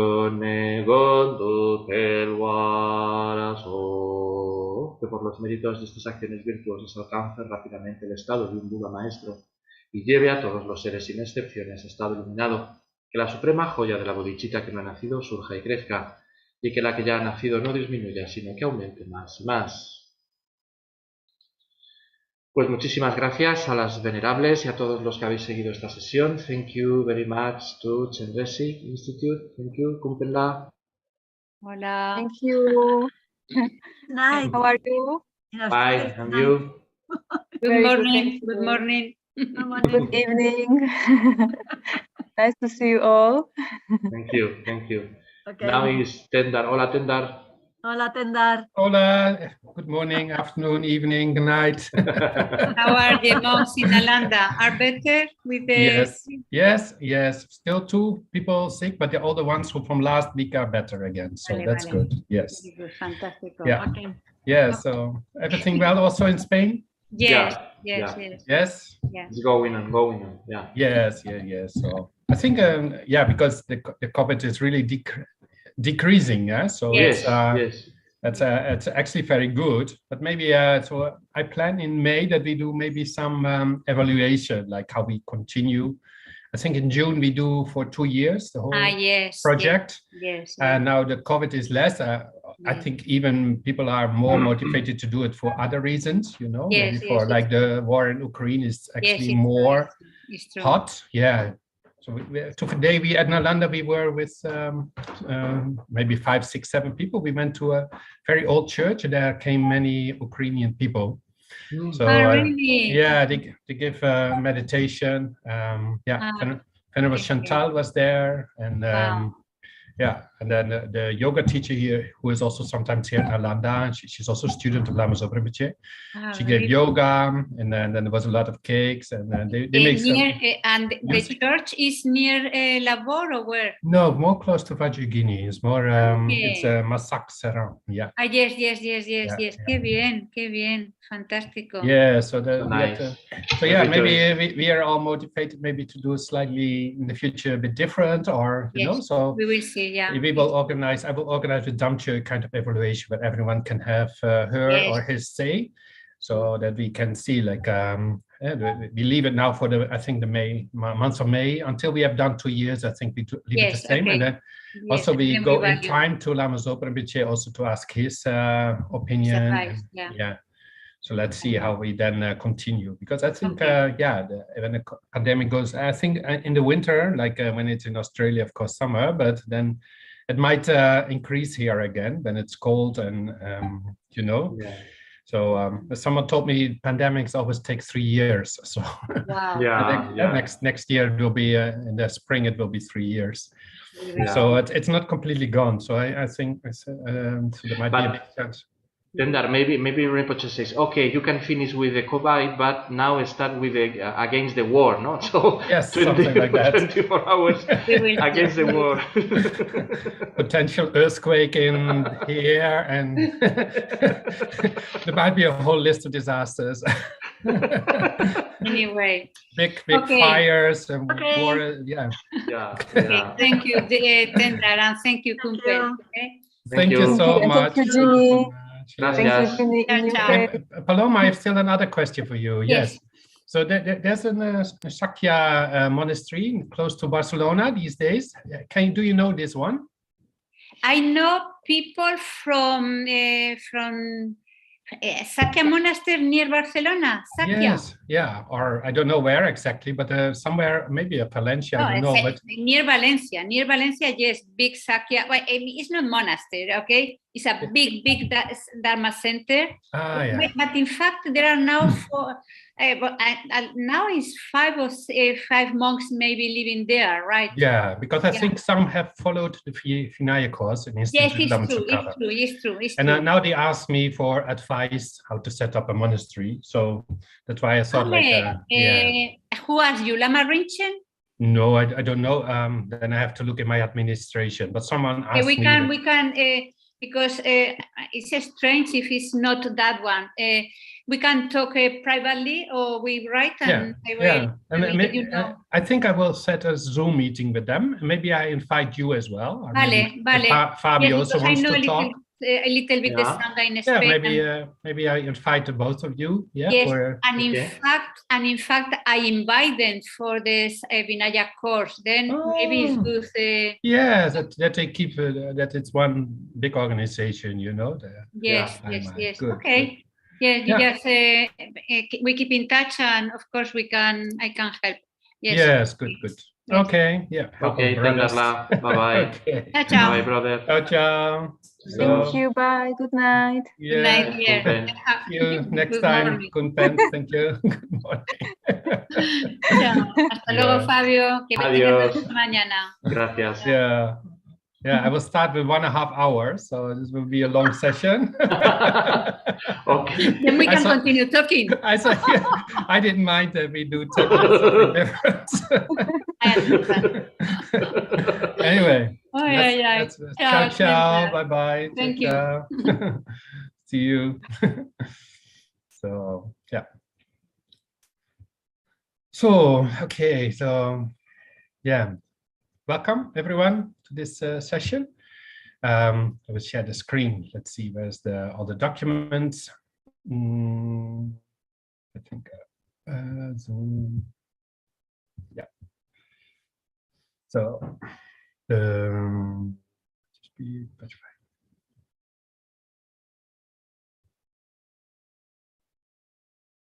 Speech of Mahasi Thangtong Gyalpo.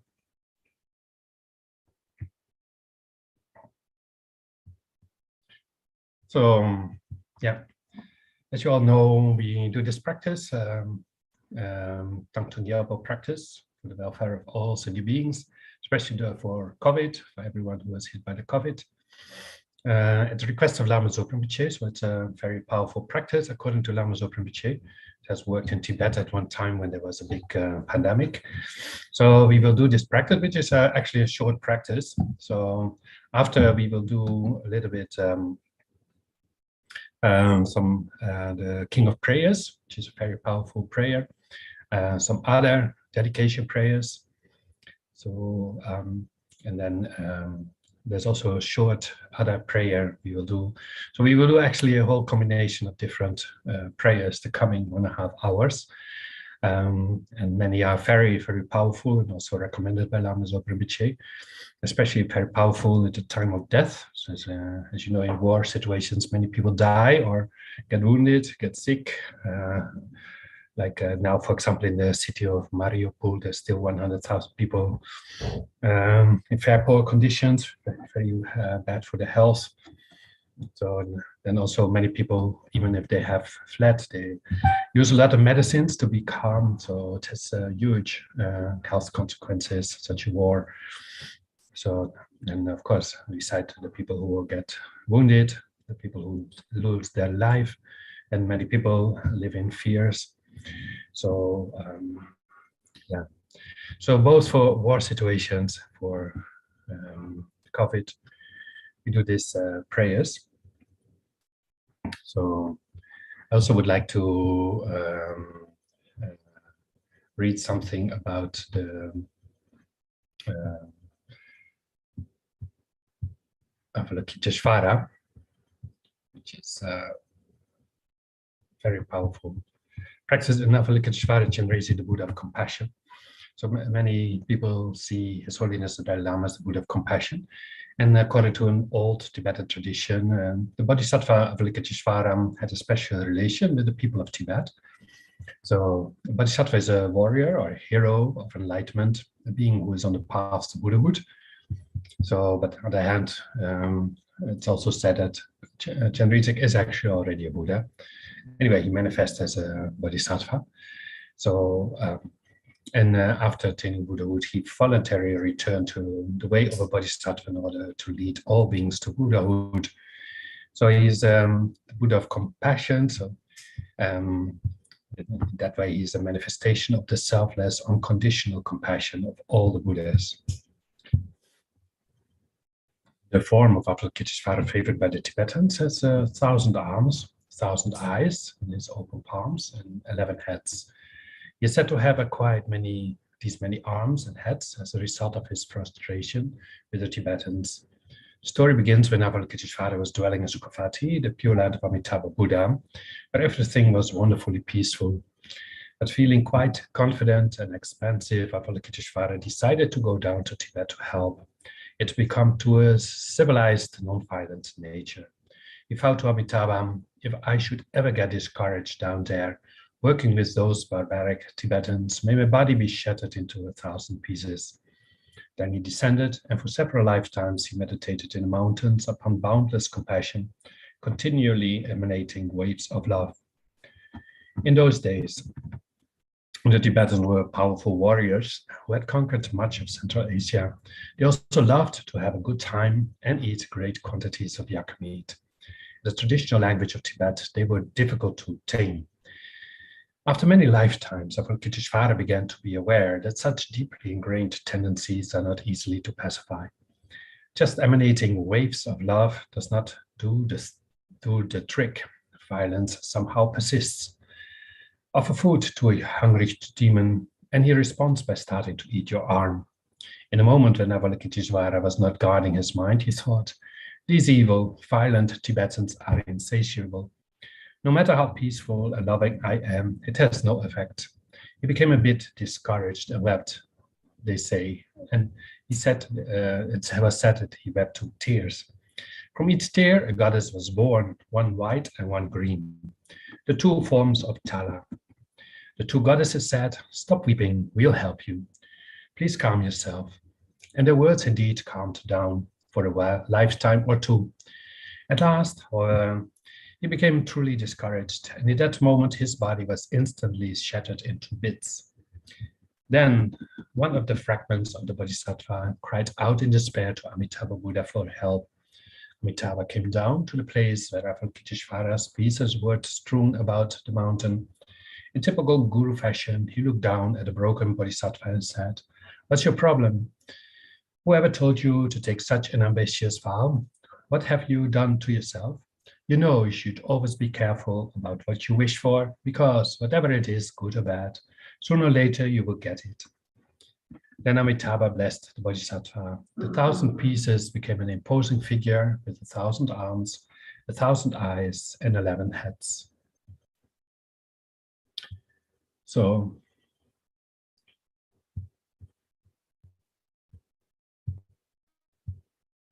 let's see, I'll come back to.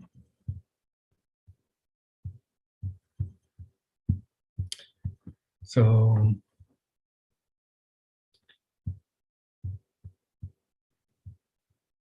I'll come back to the practice.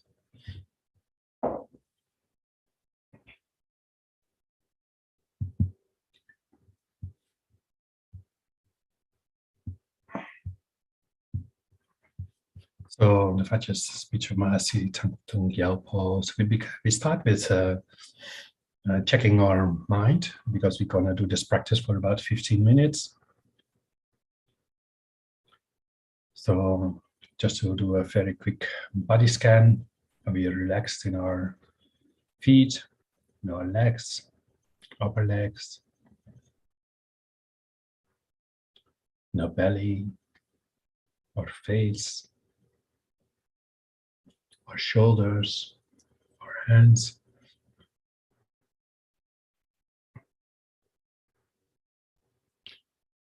And if you feel well, then we can visualize around us all sentient beings from the whole universe.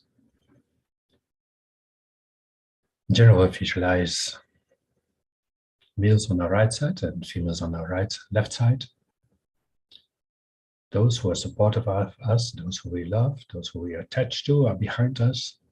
And those we have difficulties with, those who we very quickly feel agitation towards. Those we call enemies, or those people we don't like, can even be people not direct in our direct environment, but far away, like certain presidents who make war or create obstacles for other sentient beings, or who are rough, who are impolite, hurting. So those people are in front of us. So while all sentient beings are around us, in front of us, we visualize Avalokiteshvara Buddha. We can visualize a throne out of respect for the qualities of the Buddha. We can offer a throne. Top of it is Avalokiteshvara. You can visualize the 4-armed version or the 1,000-armed version. And Chenrezig is one with our guru. You can say our guru Buddha.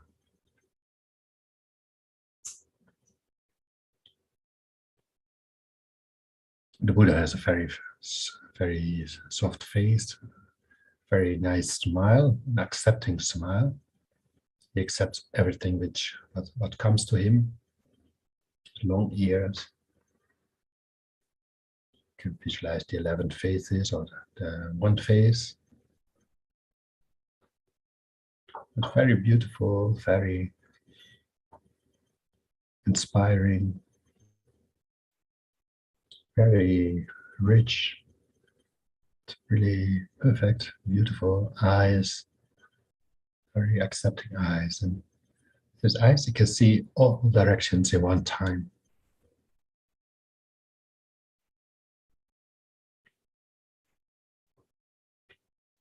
And of course, he is the Buddha of compassion, accepts all the mistakes, all the faults, all the disturbing emotions of sentient beings.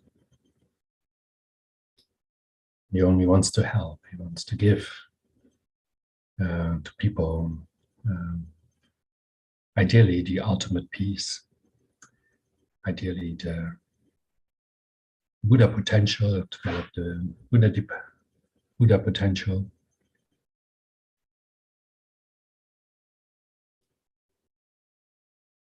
So we all sentient beings, even all the animals, they have the potential to become Buddha. But for the time being, we are still far away from that state of mind.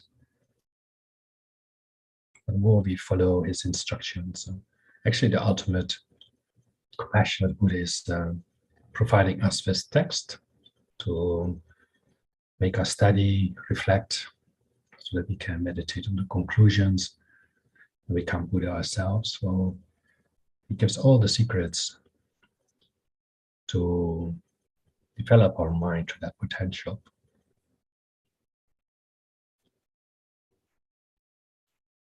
Anyway, the Buddha Avalokiteshvara is full of compassion, wishes only us the best. And accepts, is very acceptive in our mistakes, very patient.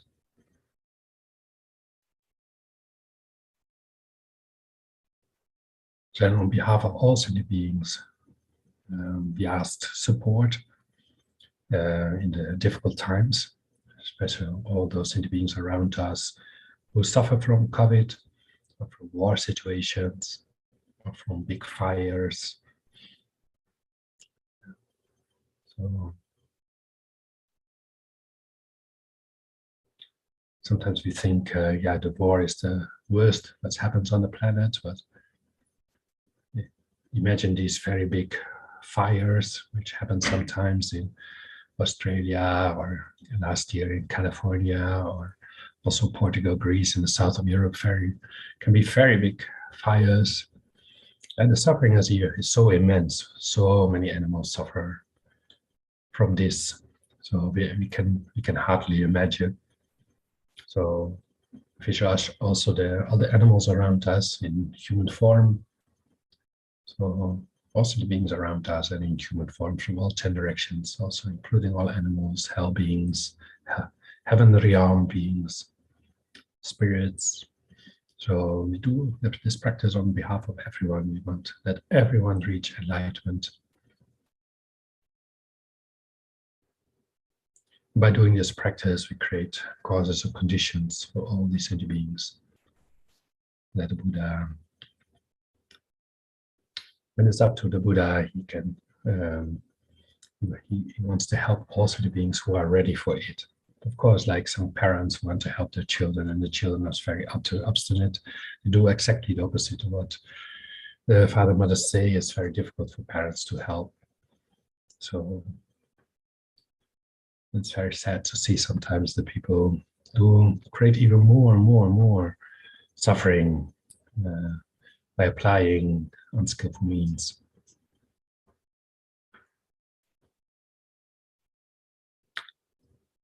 So we start with setting a motivation. So you can read the text on the screen. All sentient beings, my mothers, who are infinite like space, go for refuge to the precious Guru Buddha. We go for refuge to the Buddha, the Dharma, and the Sangha. We go for refuge to the assembly of Guru Siddhams and the Kinis. We go for refuge to the empty clarity of our own minds, the Dhammakaya. All sentient beings, my mothers, who are infinite like space, go for refuge to the precious Guru Buddha. We go for refuge to the Buddha, the Dharma, and the Sangha. We go for refuge to the assemblies of Guru, Siddhams, and the Kinis. We go for refuge to the empty clarity of our own minds, the Dhammakaya. All sentient beings, my mothers, who are infinite like space, go for refuge to the precious Guru Buddha. We go for refuge to the Buddha, the Dharma, and the Sangha. We go for refuge to the assembly of Guru, Siddhams, and the Kinis. We go for refuge to the empty clarity of our own minds, the Dhammakaya. So yeah, as you can see, everyone who is Buddhist takes refuge in general in the Buddha. That's in general the historic Buddha, but the inner Buddha we take also to the inner form or Buddha potential. The Dharma is the text or the teachings of the Buddha, the way to enlightenment. But the inner Dharma are the qualities which are derived from practicing what the Buddha has taught. So all our goodness, kindness, we can say that's kind of the inner form of Dharma. And the Sangha is technically spoken, those who are out of samsara, they are very safe refuge because they have no egoism, they have no self-cherishing, so they are not abusive, cannot be in any way abusive, they have no reason for it. In more broader sense, it's the monks and nuns because they have the vows, they have to take care that they live in the vows. If they live in the vows, they cannot be harmful to other sentient beings. In more broad sense, it's all everyone who supports the Dharma on this planet, sponsors, those who take care that the Buddha Dharma can exist on this planet. And then we go for refuge to the assembly of gurus, yidams, and akinis. So it's always very reassuring that so many other sentient beings have the same goals. They want to bring other sentient beings to enlightenment. There's quite some gurus on this planet for different cultures, for different groups, yidams and akinis. So yeah, we can call them gods or goddesses who help other sentient beings. And we go for refuge to the empty clarity of our own minds, the Dharmakaya. So you have this potential, you have this nature of being kind, wanting to help others, even though it's many times, for many people, it's obscured by fear, by greed, and by other disturbing emotions. So it functions as a cloud where they are not in touch with their own empty clarity of their own mind. So then we do this mantra, Mani Padme Hum. So we visualize that in the front of us, the Buddha, in his heart is a moon cushion. On top of that is are the letters of Mani Padme Hum in clockwise. They are hanging a little bit in the air. Can be Western letters, can be the Tibetan letters. So they turn clockwise and spread light in all directions to all the universe. So all the sentient beings we visualized around us, they get touched by these rays of light. So we visualize very strong that they get what they are looking for. So some looking for protection, others look for comfort, some look for a new life. They just lost their lives. So everyone was in the bardo, so we can hope that they are touched by the light and find a good rebirth in the Pure Land or as a human being again in good circumstances so that they can continue practice Dharma. Then, some others lost their partner or feel alone, are isolated. And so some people are in hospital, so they maybe pray for good health again to recover from their sickness. So we visualize very strong that all this light from the Buddha goes in all directions, touches all sentient beings, including all animals. So animals will always live in fear of being eaten by other animals, or they can never almost be safe. And there's so many millions, trillions. So it's beyond our conception, all these sentient beings around us. And they get all touched by this rays of light from Buddha we visualize in front of us.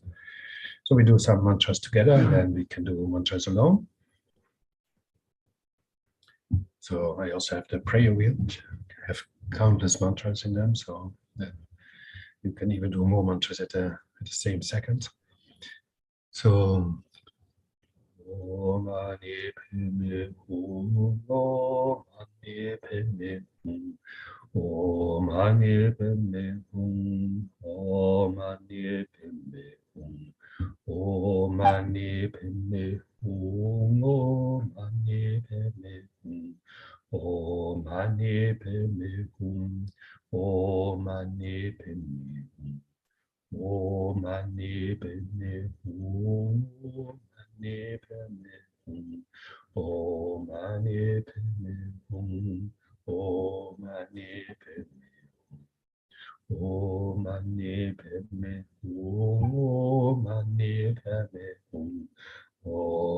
Mani Padme Hum. Om Mani Padme. Mani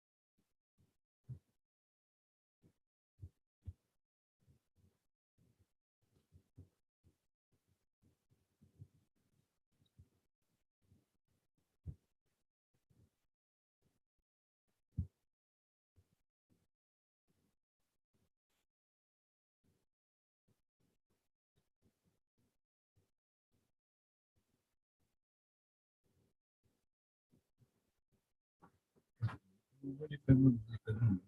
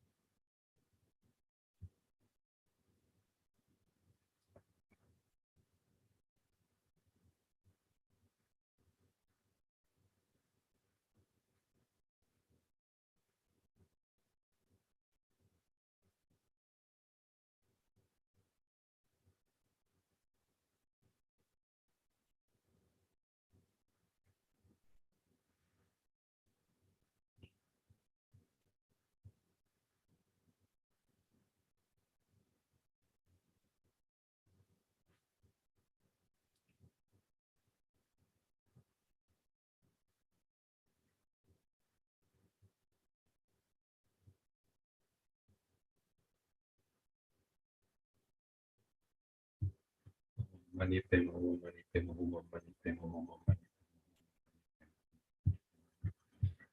mani pema hum, mani pema hum, oh mani pema hum, mani pema hum, mani pema hum, oh mani pema hum.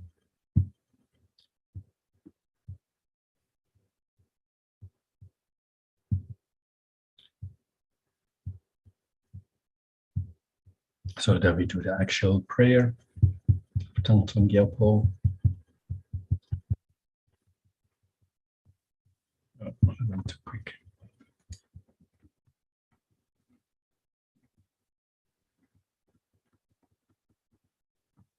May all the diseases that set in the minds of sentient beings that result from karma temporary conditions, such as the harms of graha spirits, illnesses, and the Buddhas not occur in the realms of the world.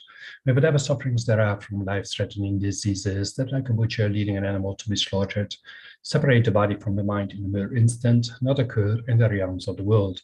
May all embodied beings be unharmed by acute, chronic, and other epidemic diseases, the mere sounds of whose names terrify beings, as though they had been placed inside the mouth of Yama, the Lord of Death. May all embodied beings be unharmed by the 80,000 classes of interferers, the 360 evil spirits that harm suddenly, the 404 diseases, and so forth. May whatever sufferings that are due to disturbances of the four elements depriving the body and mind of every happiness be totally pacified. May the body and mind have radiance of power and be endowed with long life, good health, and well-being.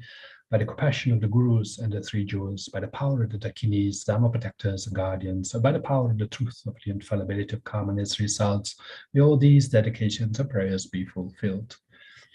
Do 2 times more. Do a bit Gregorian style.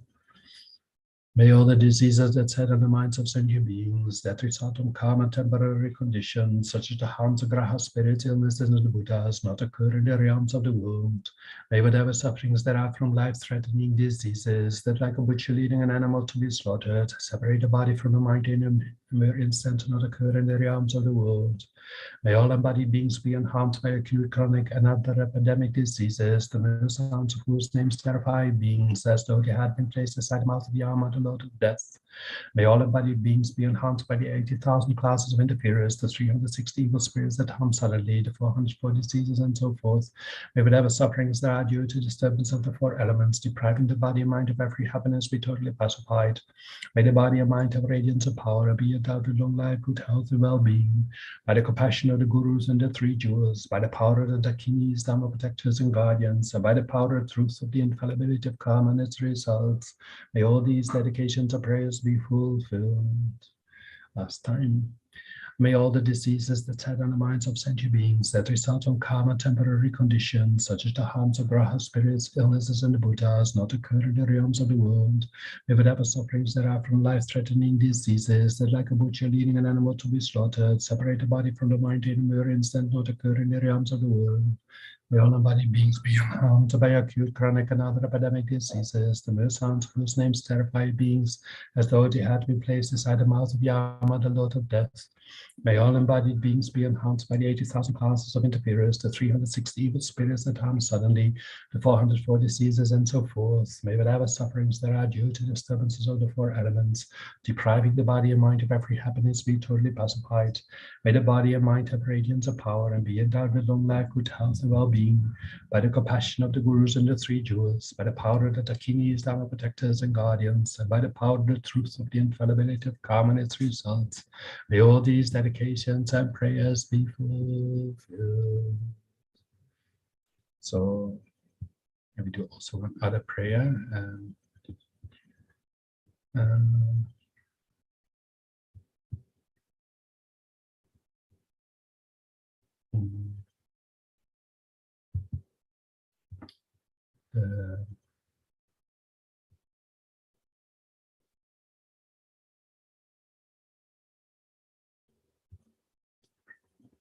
Prayer of St. Francis.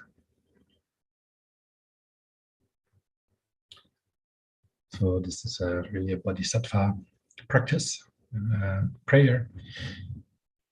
Sometimes you can see how close we are in our religious aspirations.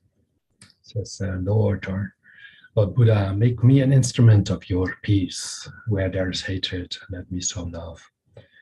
Where there is injury, pardon. Where there is doubt, faith. Where there is despair, hope. Where there is darkness, light. When there is sadness, joy. O Divine Master, grant that I may not so much seek to be consoled as to console, to be understood as to understand, to be loved as to love. And it's in giving that we receive, and it's in pardoning that we are pardoned, and it's in dying that we are born to eternal life. Anyway, so it's a very nice prayer.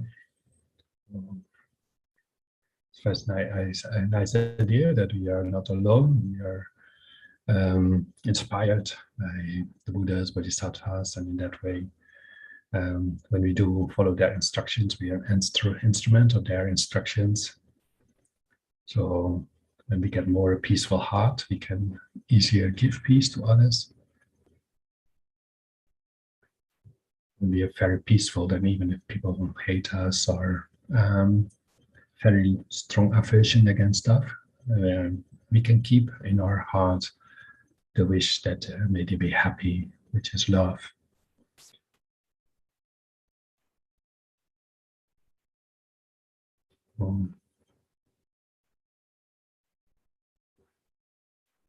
Where there's hatred, let me sow love.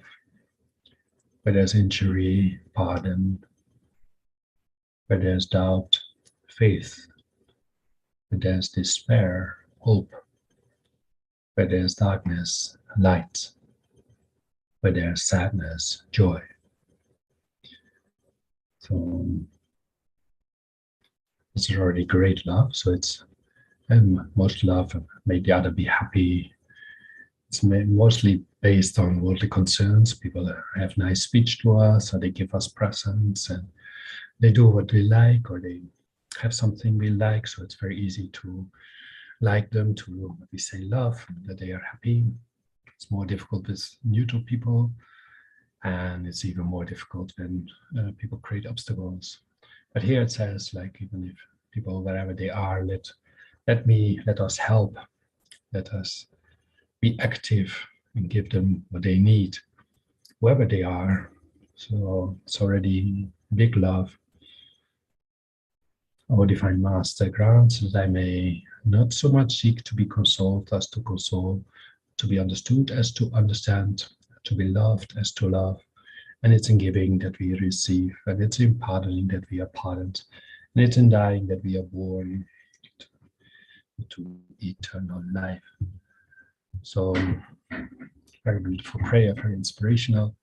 So, of course, we have also the wish that we help other sentient beings, especially those who suffer a lot around us. So, we continue with the King of Prayers.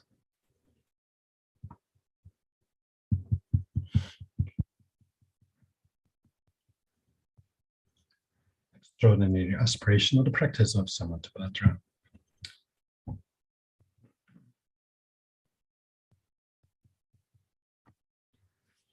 Extraordinary aspiration of the practice of Samatapatra. I bow down to the youthful Arya Manjushri. You lines among humans, learn to freedom in the present, past, and future. In the worlds of 10 directions, to all of you with body, speech, and sincere mind, I bow down with the energy of aspiration for the Bodhisattva way, with a sense of deep respect, as as many bodies as atoms of the world. To all you Buddhas visualized as real, I bow down. On every atom of Buddhas, numberless as atoms, each to each to host the Bodhisattvas. And I'm confident the sphere of all phenomena is entirely filled with Buddhas in this way, with infinite oceans of praise for you, and oceans of sound from the aspect of my voice. I sing the breathtaking excellence of Buddhas and celebrate all of you gone to bliss. Beautiful flowers, regal garlands, sweet music, scented oils and parasols, sparkling lights and sublime incense I offer to you victorious ones, fine dress, fragrant perfumes, sandalwood powder heaped high as Mount Meru, All wondrous offerings in spectacular array, I offer two victorious ones, with transcendent offerings, fearless the past, with profound admiration for all the Buddhas, with strength of conviction in the Bodhisattva way, I offer and bow down to all victorious ones. Every harmful action I have done with my body, speech, and mind, overwhelmed by attachment, anger, and confusion, all these I openly lay bare before you. I lift up my heart and rejoice in all positive potential of the Buddhas and Bodhisattvas in 10 directions, of solitary realizers, heroes still training, and those beyond, and of all ordinary beings. You who are in the bright lights of worlds in 10 directions, who have attained the Buddha's omniscience through the stages of awakening, all you who are my guides, please turn the supreme wheel of Dharma. With palms together, I earnestly request you may actualize Parinibbana. Please stay with us for eons, numberless as atoms of the world, for the happiness and well-being of all wanderers in samsara. Whatever slight positive potential I may have created, by paying homage, offering and acknowledging my faults, rejoicing and requesting that the Buddhas stay and teach, I now dedicate all this for full awakening. May you Buddhas now living in the worlds of 10 directions, and all you gone to freedom in the past accept my offerings. May those not yet arisen quickly perfect their minds, awakening as fully enlightened ones. May all worlds in 10 directions be entirely pure and fast. May they be filled with bodhisattvas, surrounding Buddhas gathered beneath the Bodhi tree. May as many beings as exist in 10 directions be always well and happy. May all samsaric beings live in accord with the Dharma, and may their every Dharma wish be fulfilled. Remembering my past lives in all varieties of existence, may I practice the Bodhisattva way, and thus in each cycle of death, migration, and birth, may I always abandon the householder's life. Then, following the footsteps of all the Buddhas and perfecting the practice of a Bodhisattva, may I always act without error or compromise, with ethical discipline, faultless and pure. I teach the Dharma in the language of gods, in every language of spirits and nagas, of humans and of demons, and in the voice of every form of being. May I be gentle-minded, cultivating the 6 paramitas, and never forget bodhicitta. May I completely cleanse, without omission, every negativity and all that obscures this awakening mind. May I traverse all my lives in the world, free of karma, afflictions, and interfering forces, just as the lotus blossom is undisturbed by the water's wave, just as the sun and moon move unhindered through the sky. May I ease the suffering in the lower realms and in the many directions and dimensions of the universe. May I guide our wanderers in samsara to the pure bliss of awakening and be a worldly benefit to them as well. May I practice constantly for eons to come, perfecting the activities of awakening, acting in harmony with the various dispositions of beings, showing the ways of a bodhisattva. May I always have the friendship of those whose path is like mine, and with the body, words, and also mind, may we practice together the same aspirations and activities.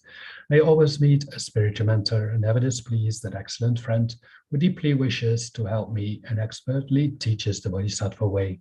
May I always directly see the Buddhas, masters encircled by bodhisattvas, and without pause or discouragement for eons to come, may I make extensive offerings to them.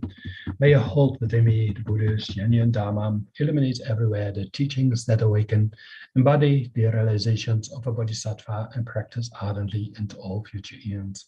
While circling all through all states of existence, may become an endless treasure of good qualities, skillful means, wisdom, samadhi, and liberating stabilizations, gathering limitless, pristine wisdom and positive potential. One atom, I shall see Buddha fields, numberless as atoms, inconceivable Buddhas among bodhisattvas in every field, practicing the activities of awakening. Perceiving this in all directions, I dive into an ocean of Buddha fields, each an ocean of 3 times Buddhas, in the space of a wisp of hair, so I too will practice for an ocean of eons. Thus, I'm continually immersed in the speech of the Buddhas, expressing that reveals an ocean of qualities in one word, the completely pure eloquence of all the Buddhas, communication suited to the varied tendencies of beings. With strength of understanding, I plunge into the infinite enlightened speech of the Dharma of all Buddhas in 3 times gone to freedom, who continually turn the wheel of Dharma methods. I shall experience in one moment such vast activity of all future eons, and I will enter into all eons of the 3 times about a fraction of a second.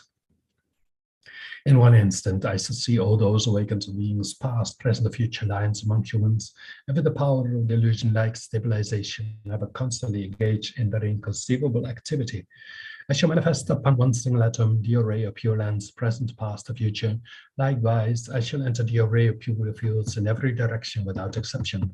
I shall enter the very presence of all my guides, those lights of this world who are yet to appear, those sequentially turning the wheels of complete awakening, those who reveal nirvana, final perfect peace. I achieve the power of swift magical emanation, the power to lead to the great vehicle through every approach, the power of always beneficial activity, the power of love pervading all realms, the power of all surpassing positive potential, the power of supreme knowledge unobstructed by discrimination. And through the powers of wisdom, skillful means, and samadhi, may I achieve the perfect power of awakening, purifying the power of all contaminated actions, crushing the power of disturbing emotions at their root, diffusing the power of interfering forces. I shall perfect the power of the bodhisattva practice.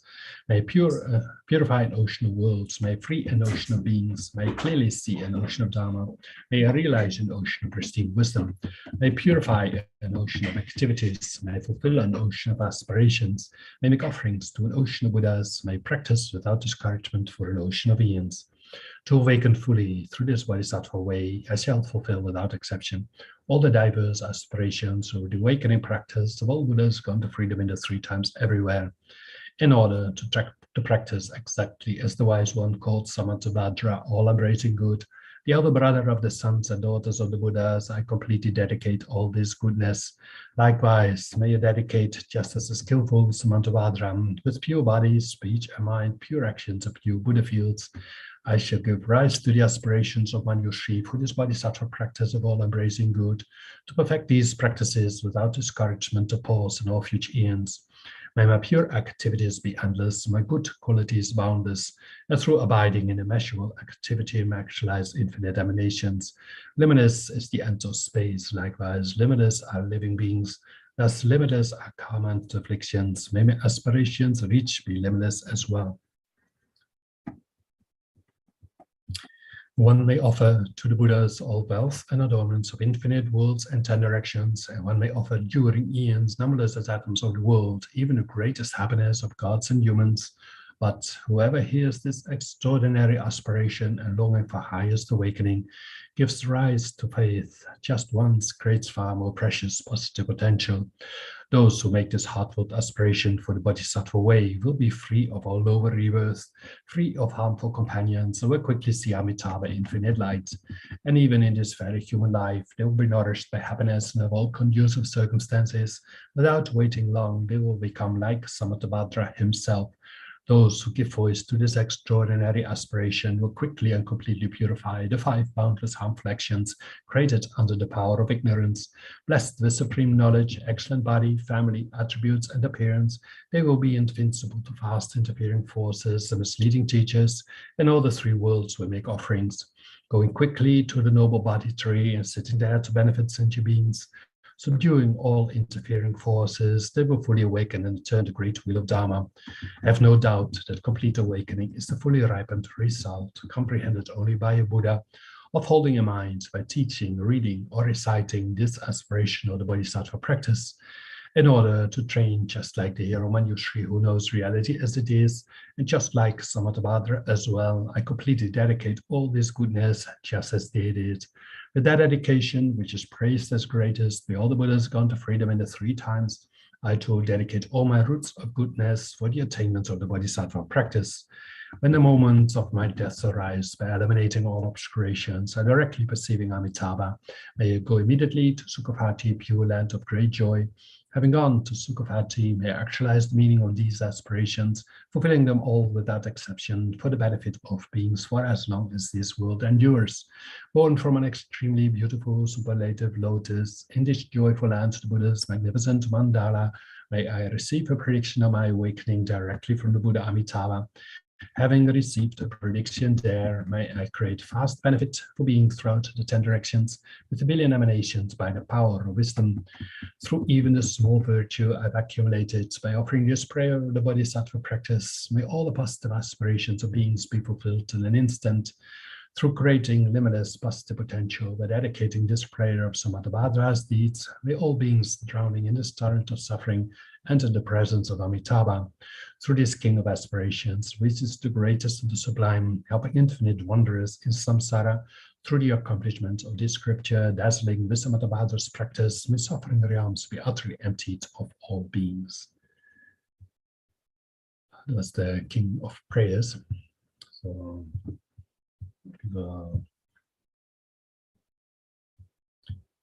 few more 8 prayers to benefit of that. The first one is also the first of the 8 prayers.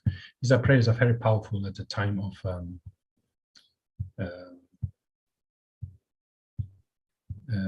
when someone is dying. So,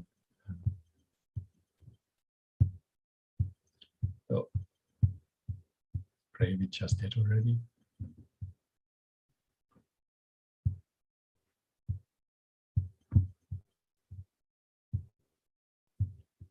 So then also we will do the dedication chapter from Shantideva's Bodhicharyavatara. So all these practices are very good when people are in the process of dying or when they just have died. So King of Prayers and also this dedication chapter. Here and there we have to change some words because of course we did not study or write the guide of the Bodhisattva way of life, but we did other prayers. So we can dedicate in the first verse all those good things we have done so far, not only this practice, but maybe over the whole day, that we have offered service to people, we have been kind, we have helped sentient beings, from small things, maybe we have made a donation, maybe we have cheered someone up, maybe we listened to someone's problem, maybe we helped someone repairing something. So all these things we can dedicate. So the dedication chapter from Shantideva's Bodhicharyavatara. May also the beings be graced with the Bodhisattva, the way of life, by the virtue I have obtained with all good actions we have done today. Through this merit, may all those in all directions who are afflicted by bodily and mental sufferings obtain oceans of joy and contentment. As long as the cycle of existence lasts, may their happiness never decline. May the world attain the constant joy of the Bodhisattvas. As many hells as there are in the world, may beings in them delight in the joys of contentment and sukhavati. May those afflicted with cold find warmth. May those oppressed with heat be cooled by oceans of water springing from the great clouds of the Bodhisattvas. May the forest of world's sword leaves become from them the splendor of a pleasure grove, and may the sword-like Samali trees grow as wish-fulfilling trees. So here it refers to those beings who are in the hells at this moment, so they have created very bad karma and are in a kind of other state where they are the whole time chopped into pieces, and it seems that there comes no end to it. So it's even more pain than we can ever imagine on this planet. So may everyone who is in the hells,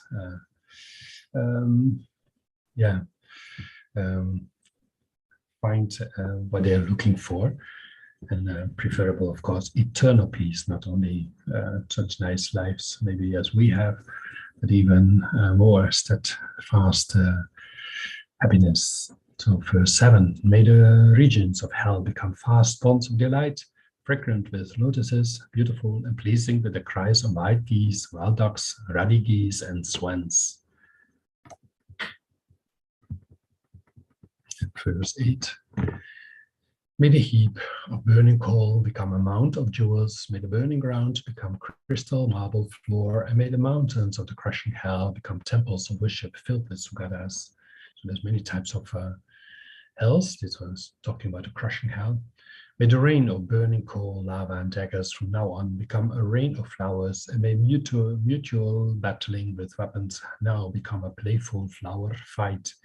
By the power of my virtue, may those whose flesh has completely fallen off, whose skeletons are of the color of a white jasmine flower, and who are immersed in the river Valtarani, whose water is like fire, attain celestial bodies and dwell with goddesses by the river Mandakini. May the horrifying agents of Yama, crows, and vultures suddenly watch here in fear. Those looking upward behold blazing Vajrapani in the sky and wonder, whose is this brilliant light that dispels darkness all around and generates the joy of contentment? May they depart together with him, freed of files through the power of their joy.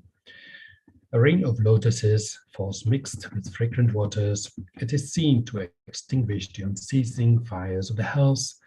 May the beings of the hells, suddenly refreshed with joy, wonder, what is this? And may they see Padmapani.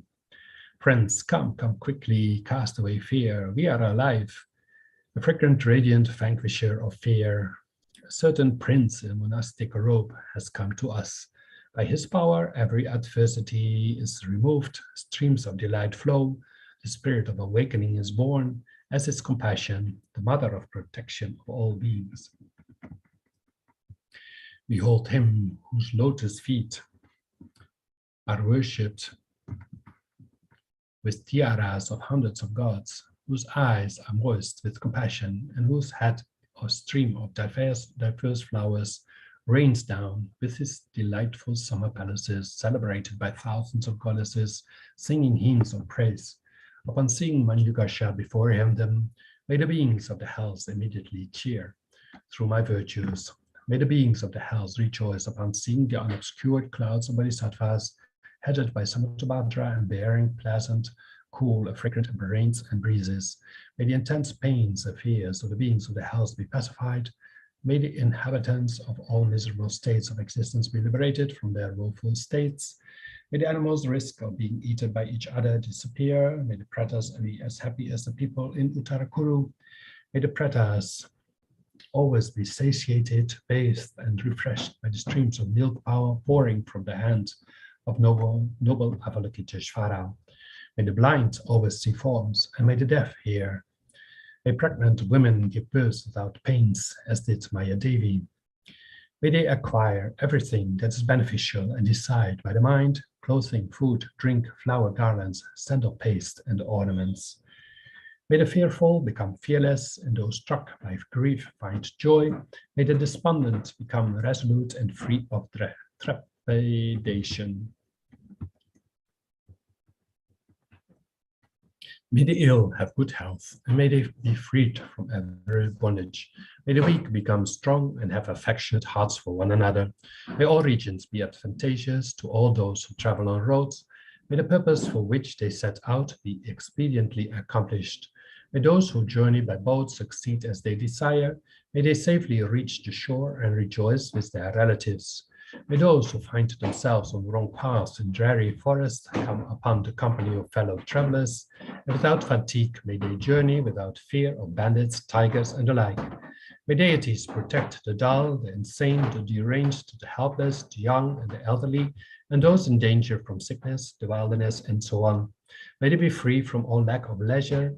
May they be endowed with faith, wisdom, and compassion. May they be possessed of stature and good conduct. And may they always remember their former lives. May they be inexhaustible treasures like the sky treasure, free of conflict and agitation, and may they have an independent way of life. May beings who have little splendor be endowed with great magnificence. May unattractive wretches be endowed with beauty. Through this merit of mine, may all beings without exception abstain from every vice and always engage in virtue, not lacking the spirit of awakening, devoted to the Bodhisattva way of life, embraced by the Buddhas, and free of the deeds of Maras. May all beings have immeasurable lifespans, may they always live happily, and may even the word death disappear. May all quarters of the world be delightful with gardens of wish-fulfilling trees, filled with the Buddhas and the children of the Buddhas, and be enchanting with the sounds of Dharma. May the ground everywhere be free from stones and rocks, smooth like the palm of the hand, soft and made of lapis lazuli. May the great assemblies of bodhisattvas sit on all sides. May they beautify the earth with their own resplendence. May all beings unceasingly hear the sound of Dharma from the birds, from every tree, from the rays of light, and from the sky. May they always encounter the Buddhas and the children of the Buddhas. May they worship the spiritual mentor of the world with endless clouds of offerings. May a god send rain in time, and may there be an abundance of crops. May the populace be prosperous, and may the king be righteous. May medicines be effective, and may the mantras of those who recite them be successful. May the kinis, rakshasas, and other ghosts be filled with compassion. May no sentient being be unhappy, sinful, ill, neglected, or despised, and may no one be despondent. May monasteries be well established, full of chanting and study. May there always be harmony among the Sangha, and may the purpose of the Sangha be accomplished. May monks who wish to practice find solitude. May they meditate with their minds agile and free of all distractions. May nuns receive provisions and be free of quarrels and troubles. May all renunciates be of untarnished ethical discipline. May those who are of poor ethical discipline be disgusted and become constantly intent on the extinction of their vices. May they reach a fortunate state of existence, and may their vows remain unbroken there. May they be learned and cultured, receive alms, and have provisions. May their mind streams be pure, and their fame be proclaimed in every direction. Without experiencing the suffering of the miserable states of existence, and without arduous practice, may the world attain Buddhahood in a single divine body. May all sentient beings worship all the Buddhas in many ways. May they be exceedingly joyful with the inconceivable bliss of the Buddhas.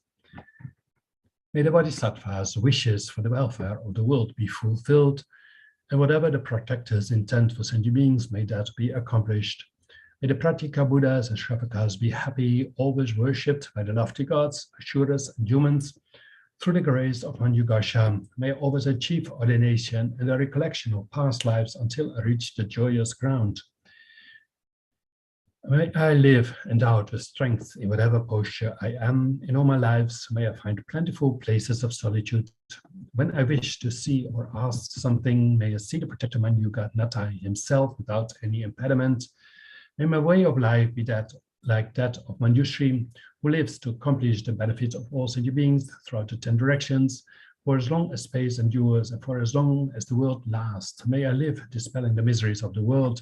Whatever suffering there is for the world, may it all ripen upon me. May the world find happiness through all the virtues of the Bodhisattvas. May the teaching that is the sole medicine for the suffering of the world and the source of all prosperity and joy remain for a long time, accompanied by riches and honor. I bow to Manjugasha, through whose rays my mind turns into virtue. I salute my spiritual friend, through whose kindness it becomes stronger. So that next prayer is quite long, so we don't do that. So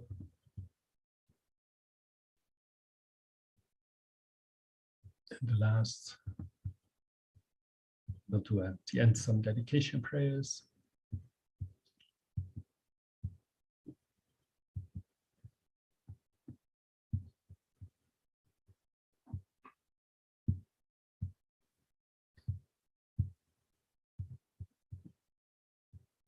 So whatever we do may contribute to our spiritual path. And our spiritual path, it is what we call the 3 principles of the path: renunciation, bodhicitta, and the wisdom realizing emptiness.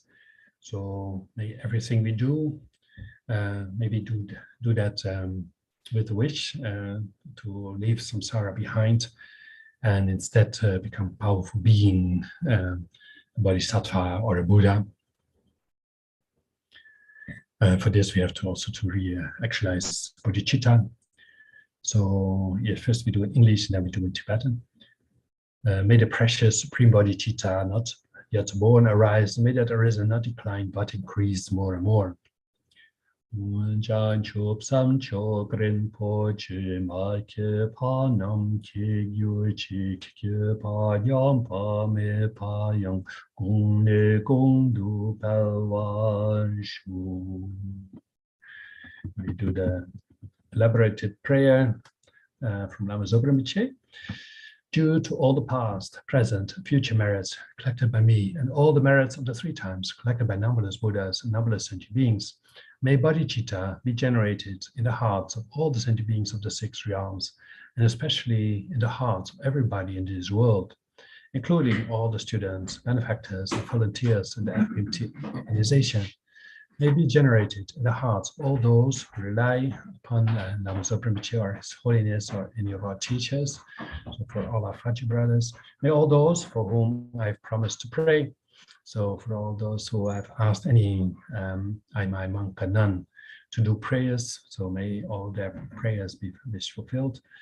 And all those whose name have been given to me may be generated in my heart and in the hearts of all my family members, those who are living and those who have died. May the bodhicitta that has already been generated increase. And we do for long life of His Holiness the Dalai Lama. I think it's does not need any word that how precious it is that we live in a time that there's such a holy being on this planet, so well known, so had with such a big influence on millions of people, and has contributed to the happiness of millions and millions of people. So maybe even on all the sentient beings on this planet. So incomparably kind and supreme Tenzin Gyatso, the wish-granting, wish-fulfilling jewel, source of every single benefit and happiness in this world. May you have a long life. May all your holy wishes be spontaneously fulfilled. So whatever His Holiness wishes, may that be fulfilled. So from our side, we hope, of course, that His Holiness can travel on this planet wherever he likes, so that he gets all permissions, visas, papers needed to reach out to those who asked him to come. So and at this moment, of course, His Holiness cannot go back to Tibet, which is very sad. So of course, in the very first place, we make prayers that His Holiness can go back to Tibet, visit China, visit many Asian countries or Russia, all those countries for which he does not get a visa, which is very sad in this world. When you have a Buddha, then we refuse them to travel wherever they want to go. So anyway, we do one time in Tibetan.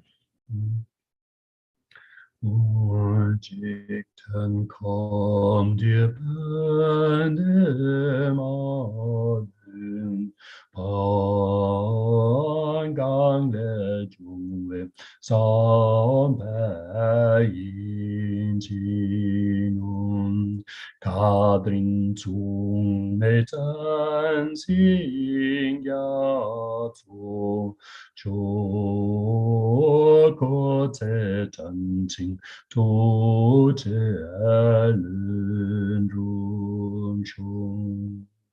His Holiness wishes to be spontaneously fulfilled. Savior of the land whose knows teachings and transmigratory beings who extensively clarifies the paths that unifies emptiness and compassion. The lotus holder Tenzin Gyatso, I beseech, may all your holy wishes be spontaneously fulfilled.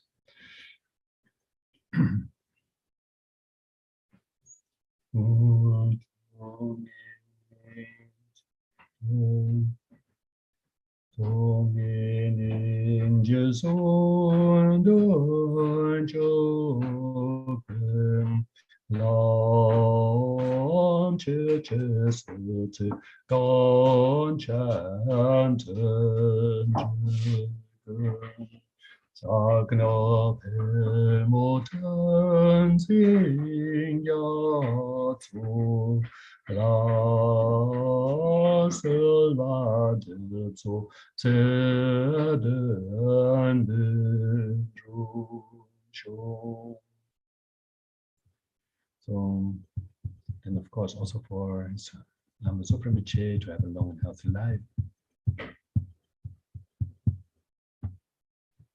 You uphold the subduers more away, who serve as the bountiful, bearer of all, sustaining, preserving, and spreading Manjunat's victorious doctrine, who masterfully accomplished magnificent prayers, honoring the three sublime ones, sacred of myself and others, your disciples, please, please live long. Tom Che Zhang Jie Zhang Gen Gel Wim Tenzin Kyung Pel Wei Kun Tse Dok Pon Sim Jok Sum Kur We Lak Man To Drum Adak Sok Dum Je Kan Do Shap Ten Chu. Yeah, we hope that His Lama Zopa Rinpoche, that also all his wishes can be fulfilled, all his projects. So, as you know, Lama Zopa Rinpoche has gives always whole lists of things to do to direct spiritual program coordinators upon their own request, often, sometimes also not. So how important it is. Many holy events have many holy objects on this planet, so may all Rinpoche's wishes be fulfilled. Also many social projects which benefits many sentient beings, like hospices, like universities, like study centers, and schools, and universal education projects. So may all Lama Zopa Rinpoche wishes be fulfilled. May he show for a long time to come healthy aspects and be able to travel all over the world wherever he likes. And so maybe, and may all of us never be separated in all our future lives from His Holiness the Dalai Lama, Lama Zopa Rinpoche. Then to seal the merits with emptiness, due to this virtue, may I quickly become a Guru Buddha and lead all transmigrated beings without exception to that state.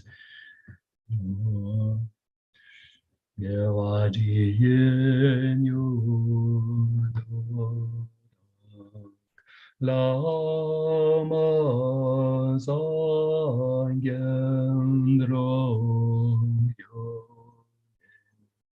Drovan chi kyang madhukam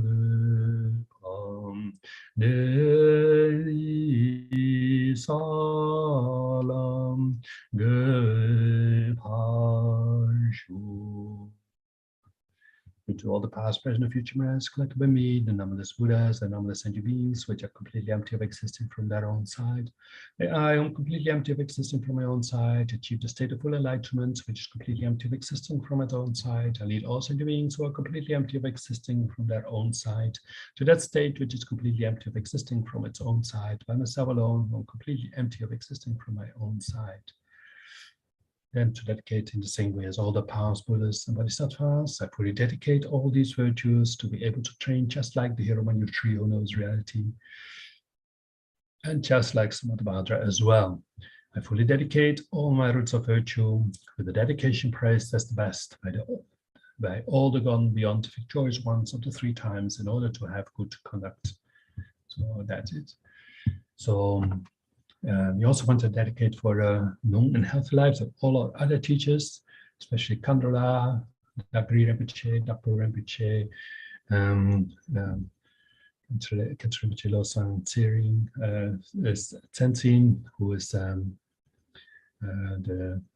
Ganden Tripa, and so for Kandrila, for all our geshes all over the planet, for there's so many precious geshes. I think Lama Zopa said one time there's about 40 geshes working all around the world in the FPMT centers to teach the programs, general basic programs, sometimes master program, sometimes Vinaya programs.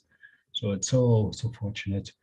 So all those geshes, and there's even a few Western geshes in the meantime, like Geshe Namdak in London, Geshe Losal, Geshe Graham. So may all those geshes have success in spreading the Dharma, reaching the hearts of people. So may they have a long life, health, and also for all the I monks and nuns all over the world.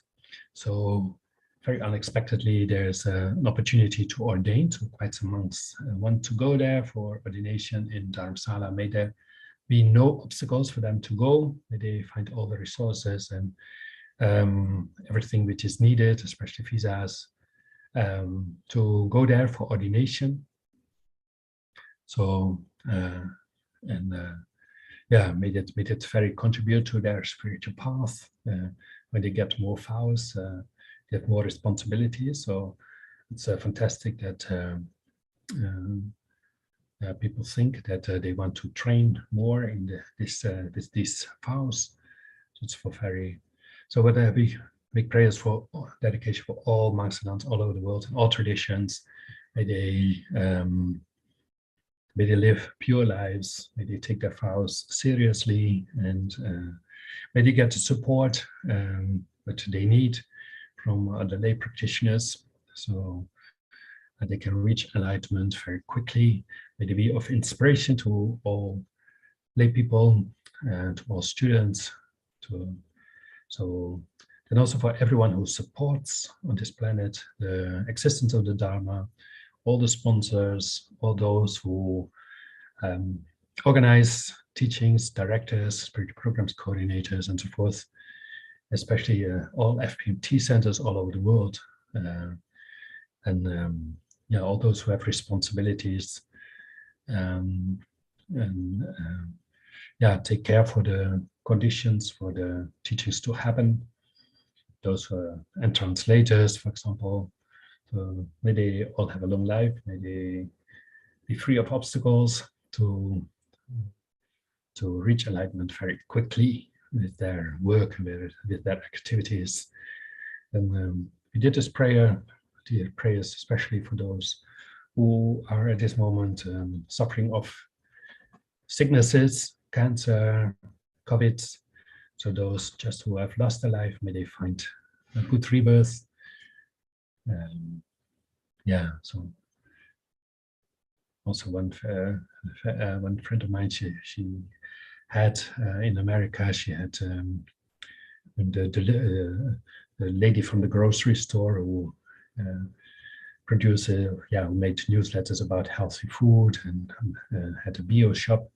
She died of a heart attack. I have not the name here at this moment. But, people die of diverse causes, or everyone who died due to sicknesses or war situations, may they have a good rebirth. Then everyone who is lonely, everyone who is in hospital, may they get good health.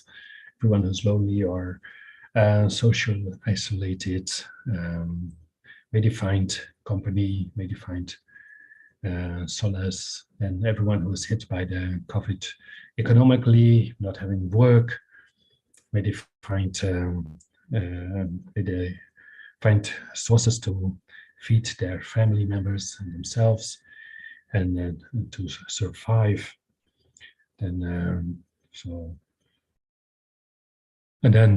For all other people, and especially also in the war situations, Yemen, Arabia, and in Africa, many countries, it's not always stable and peaceful. And then in East Europe, especially around Ukraine. So may all those who have died get a good rebirth from both sides, everyone who lost their lives. We're all victims of the whole situation. So then, all the other people who suffer due to these circumstances, especially may they find Dharma, so that not only they have not this problem anymore, these problems they face at this moment, but all 84,000 types of problems, that may they be free of all these problems. So, so thank you so much for being at the prayerathon with us. We've created a lot of merit by doing all these mantras, doing these prayers, making dedications, opening our heart to all this suffering which is all around us. And there's only one way to deal with it, and that's actually practicing Dharma. Do your studies, do your reflections, do your meditation sessions, offer service to those which is within your reach. And that's almost, and then or see how we can offer service, especially to Buddha Dharma Sangha. It's a very good way to contribute to happiness on this planet. So thank you so much. So I see Venerable Damche already already brother. How are you? Good. Yeah, and how are you? Yes. Yeah. Good sunny day in Leeds. Yeah, you had a sunny day. Oh, was a sunny old day. Yeah. Oh, wow. And Venerable Gendon is here. Yes, teaching. So it's great. Yes. So we had after a long day of sitting on cushions, took a walk down by the canals. Do people still find the way to the center? like now there's teachings again, how many people can come, for example? I mean, we can get in good 60. Okay. I think from a licensing, something around that, and then of course we have people on YouTube. But yeah, we had because she also gave bodhisattvas today, which was really nice. Oh. And so yeah, we had about 20 you know, in attendance. Oh wow. So, which is great, you know. It was a lovely day. Yeah. And yeah, so we're carrying on with Shantideva tomorrow. Fantastic. So yeah, it's been a good week, you know. Very It's nice. been, but you look really happy and joyous.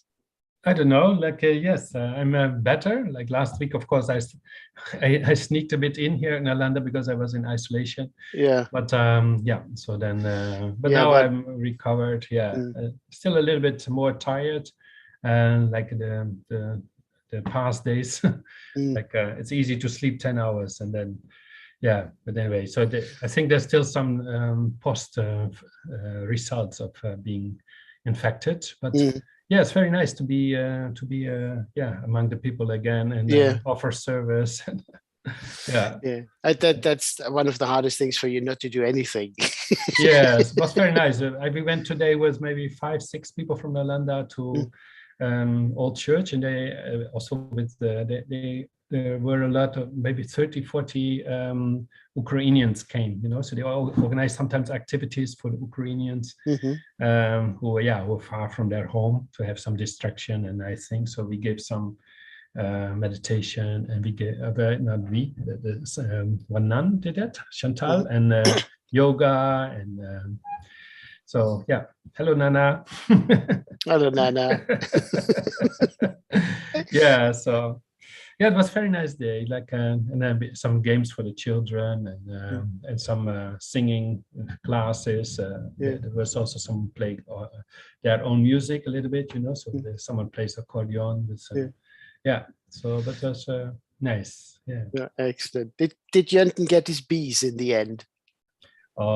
I don't know. I heard it is for next year. I heard one time, but I don't know. I don't ask that because for me it's such a project. For me, it's a little bit on top, over the top for Nalanda. You know, it's really not really the core we should focus on. But I don't say anything. Now I say I want to keep my mouth, but then I say it in public, but everyone can hear. So. No, it's all right. I know what you mean. No, it's if it happens, it happens. If it doesn't happen, so many grounds. It's so big, and this team is already half overworked. So as long as he is healthy, he can do so much work. But at one point when he would be sick, you don't get even the volunteers here. You know, so many volunteers to do all that work. So anyway, then to get extra projects with bees and I don't know what. So it's already fantastic that we run the monastery and that we run programs and that we welcome so many guests and you know. So anyway, send him my regards, and I hope that there comes a lot of bees. And I hope that Kyabje is up and running again. Yes. Yeah, he's running again. Yeah, so one knee is recovered. Now he had COVID. So I think next month there was on the that he gets his other knee replacement. So he is really suffering, but he is very strong and very determined, and he always is doing more exercise than the doctor allows. But yeah. He's stubborn, isn't he? Good on him. Yes. You need that drive. Yeah. No, it's really New Zealand Kiwi mentality. Yeah. Bless him. All right. Okay. Tenda. Bye everyone. Much love to everyone. Kumpen. Thank you. Hello, and everyone who is listening. Have a nice session, Damche. We'll try. And we will stay in touch next week. Yeah. All right. Ciao. Take care. Bye. Hello, Nana. Hello, Kumpen. How are you, Venerable? You keeping us? So you got the gompa to yourself now. I just went on the side a little bit. Okay, so I'm not going to make you talk too much in case they're still meditating. No, thank you very much for looking after us so well, and always with a smile. And thank you very much, Nana, for being at this time of the day. You know, cracky, you know. Should be out painting the town red, but then hey, look, you're coming to the video screen on red. That's also good as well. Anyway, I better make a start because we only got half an hour or just under. So Venerable Damchola, are you doing one session or two sessions? I do one. And after you? Do you know I think there's a gap, and then there's Gombola is on.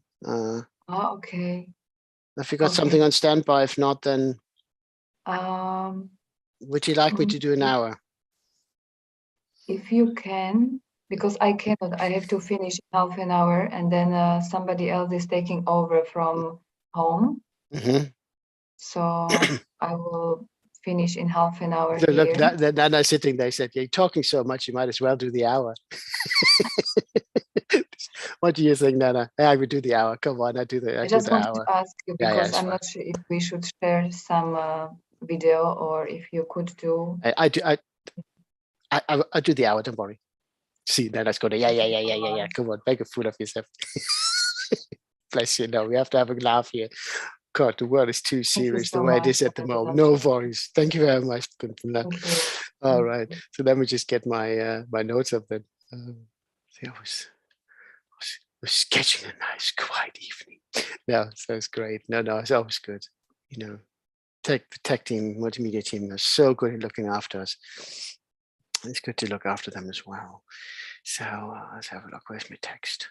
Okay. So if we take a moment, I just take a few deep breaths and get the focus in.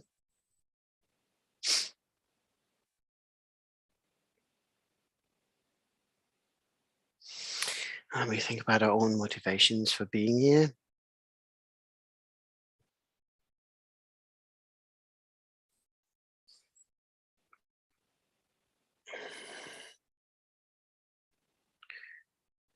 Thinking about what we would like to get out of this. Are we just here because we want something for ourselves, or are we here because we want something to happen for others?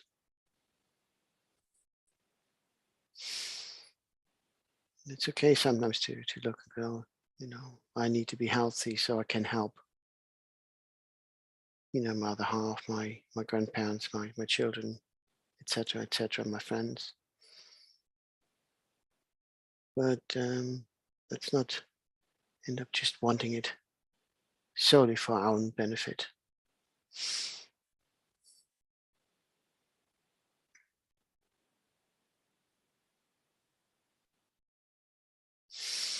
If you think about, you know, why it is important for us to engage with the outside world, with all other sentient beings,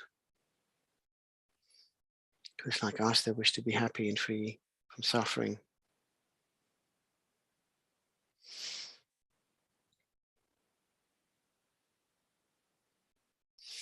Well, what does that mean? You know, when we talk about other sentient beings, it seems such an abstract concept, yet we happily recite it in the opening motivation of Thangtong Gyalpo.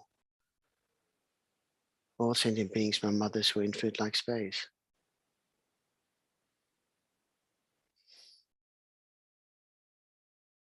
And there's a lovely opening motivation in ever-flowing bodhicitta, annihilating the demon of self-cherishing. We just sort of quietly contemplate. I'm going to read the lines relating to mother sentient beings. All sentient beings have been my mother. There's not a single one who has not been. Moreover, each one has been my mother numberless times. And each time has been just as kind to me as my present mother. At this very moment, not only are these kind mother sentient beings experiencing great suffering, but they are also running constantly to create the causes for more. There is not even a second when they experience ultimate happiness. If a mother's suffering is not alleviated by her own child, who else will do it?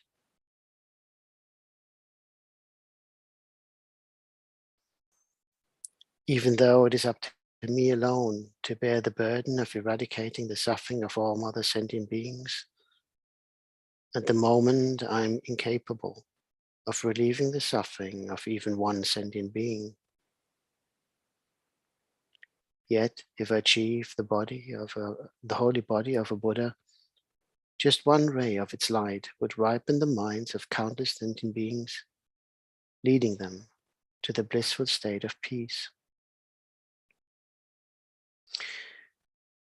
Therefore, to free all mother sentient beings from suffering and lead them to the peerless happiness of enlightenment, I must attain Buddhahood.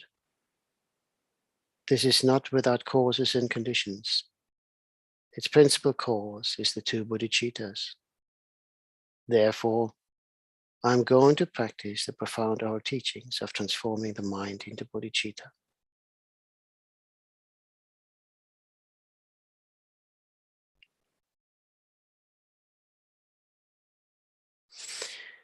I find these lines quite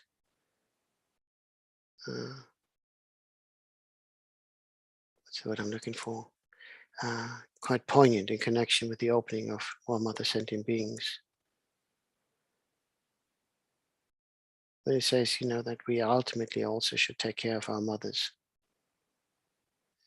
If we think about how our mothers have taken care of us when we were young, when we were born, when we were helpless, cleaned up after us, fed us, cooked for us, cleaned for us.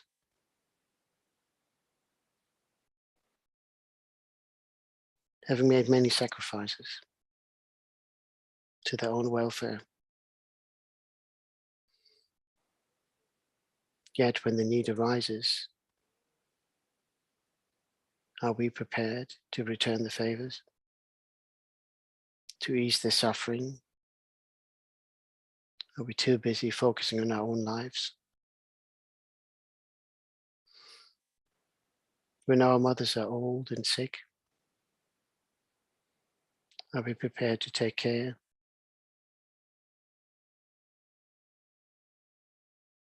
Cook for them, clean for them, take care of them, feed them. Have the same unconditional love that they have shown us.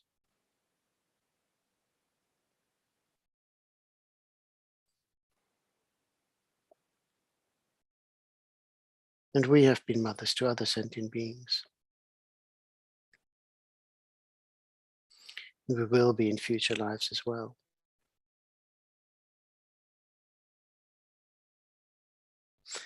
May we not forget the kindness that we have been shown, and the kindness that we've shown in the past.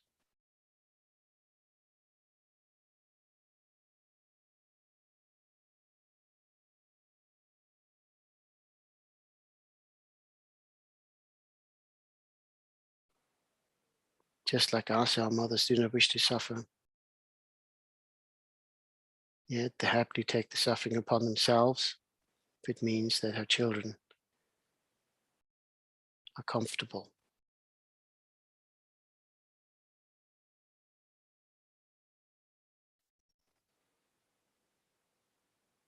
May we always remember that kindness in the actions of our body, speech, and mind. May we be grateful for the opportunities that we have been given, support, and their patience.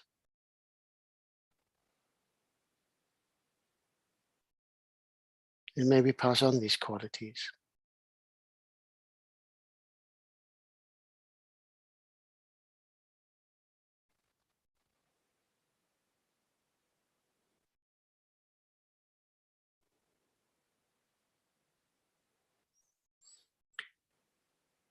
We visualize in the space in front of us our Guru in the aspect of Chenrezig.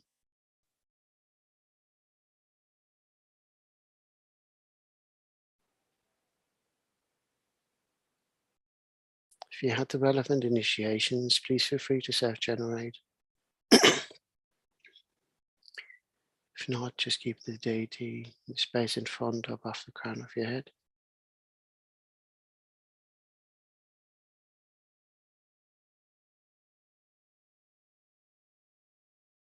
If you're following us from a different religious or orientation, then just visualize the deity you most closely associate with love and compassion.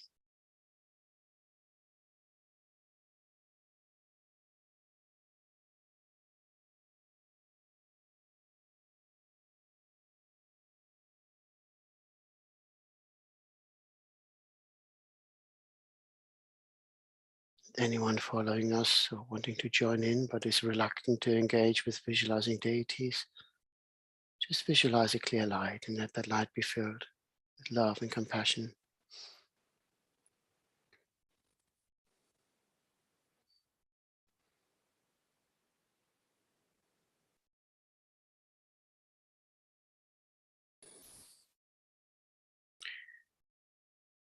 Visualize how light emanates from the Guru's body in all 10 directions. And each light beam finding one of the infinite number of mother sentient beings wherever they are. These beings may be right next to you, the furthest corners of the universe, in any of the 6 realms. Whatever their appearance, whatever their deeds in past lifetimes, the Guru finds them all and unconditionally sends the purifying light nectar to them.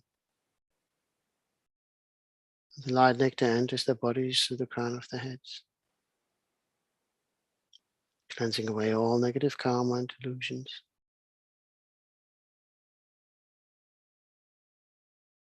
Atom by atom, they're being deep cleansed, having all the grime and the stains removed, the bad taste, the smells.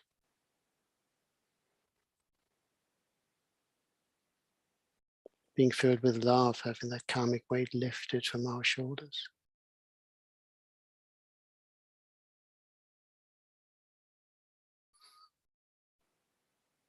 How wonderful to be free of all those struggles, the pain.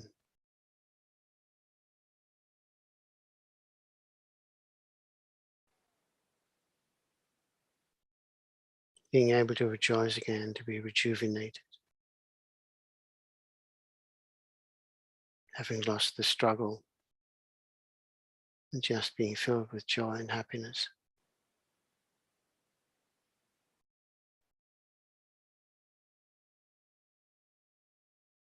And as more and more of the purifying light nectar comes into us, more and more of our true nature is being revealed, our Buddha nature, our kind nature.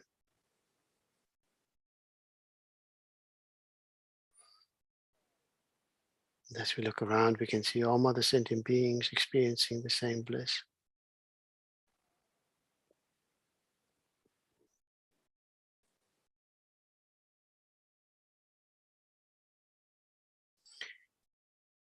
We realize, just like the Buddha and like our Guru,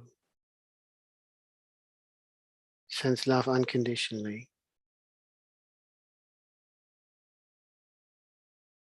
Love and compassion is perceived and received with great joy in seeing all mother sentient beings wanting to be free from suffering. We should not find any obstacles in our own actions to ensure the happiness of the many other beings which have been our mothers.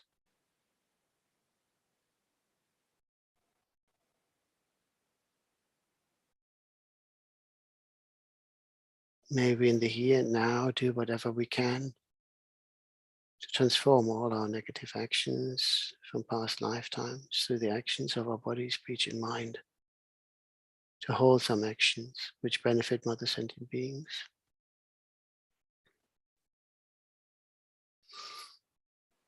May we acknowledge our flaws, and by doing so, taking a step forward to transform ourselves for the benefit of others.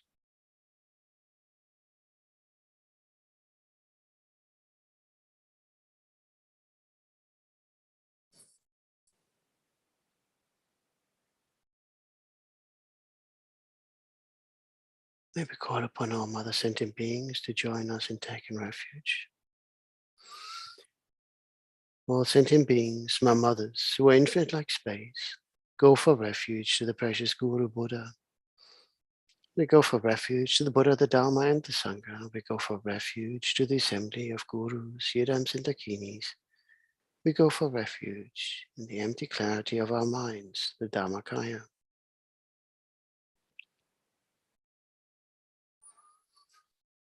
All sentient beings, my mothers, who are infinite like space, go for refuge to the precious Guru Buddha. We go for refuge to the Buddha, the Dharma, and the Sangha. We go for refuge to the assembly of Gurus, Yidams, and Dakinis. We go for refuge to the empty clarity of our minds, the Dharmakaya.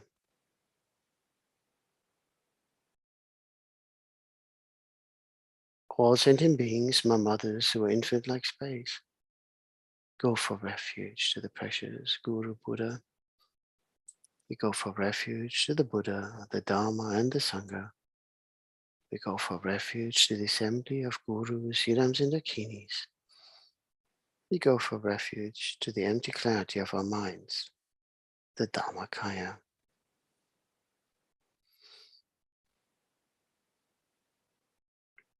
Having taken refuge in the Guru is pleased that so many have answered the call, and the Guru smiles, and as the Guru smiles, more and more of the purifying light nectar is being poured into us. We're being filled with that loving light, and we begin to store the light in our bodies as we purify more and more. So much so that our bodies can hold no more of the light, and we exchange it back to the Guru and all other mother sentient beings who likewise exchange themselves with the Guru and with others.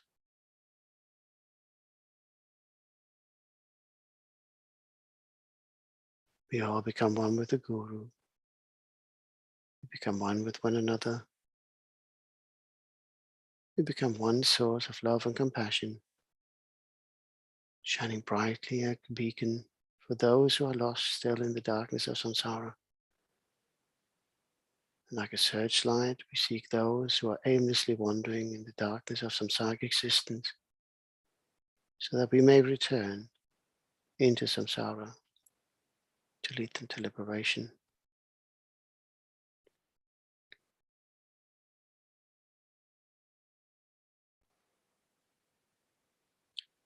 And as we're about to recite the Mani Mantra, may we remember that Om represents body, speech, and mind in its defiled form that has created so much suffering.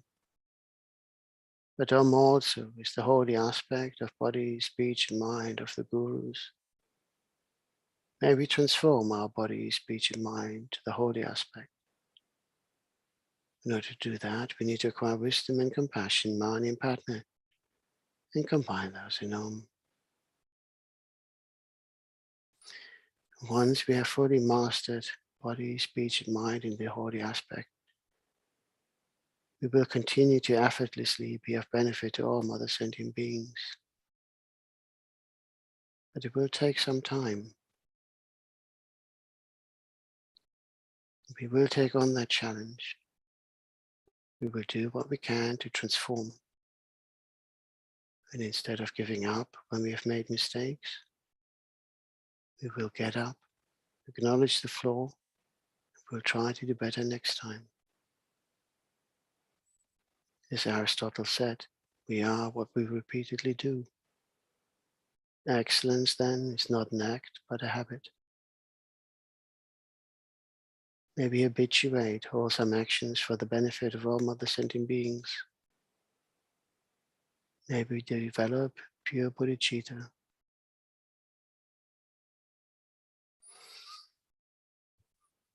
Om Mani Padme Hum. Om Mani Padme Hum. Om Mani Padme Hum. Om Mani Padme Hum. Om Mani Padme Hum. Om Mani Padme Hum. Om Mani Padme Hum. Om Mani Padme Hum.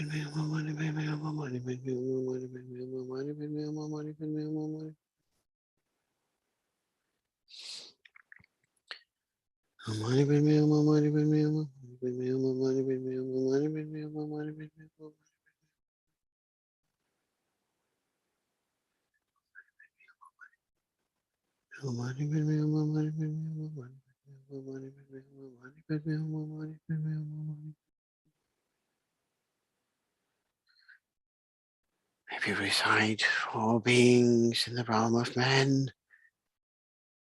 May all beings be liberated from all their suffering. May everyone in this world engage in wholesome action, benefit all sentient beings.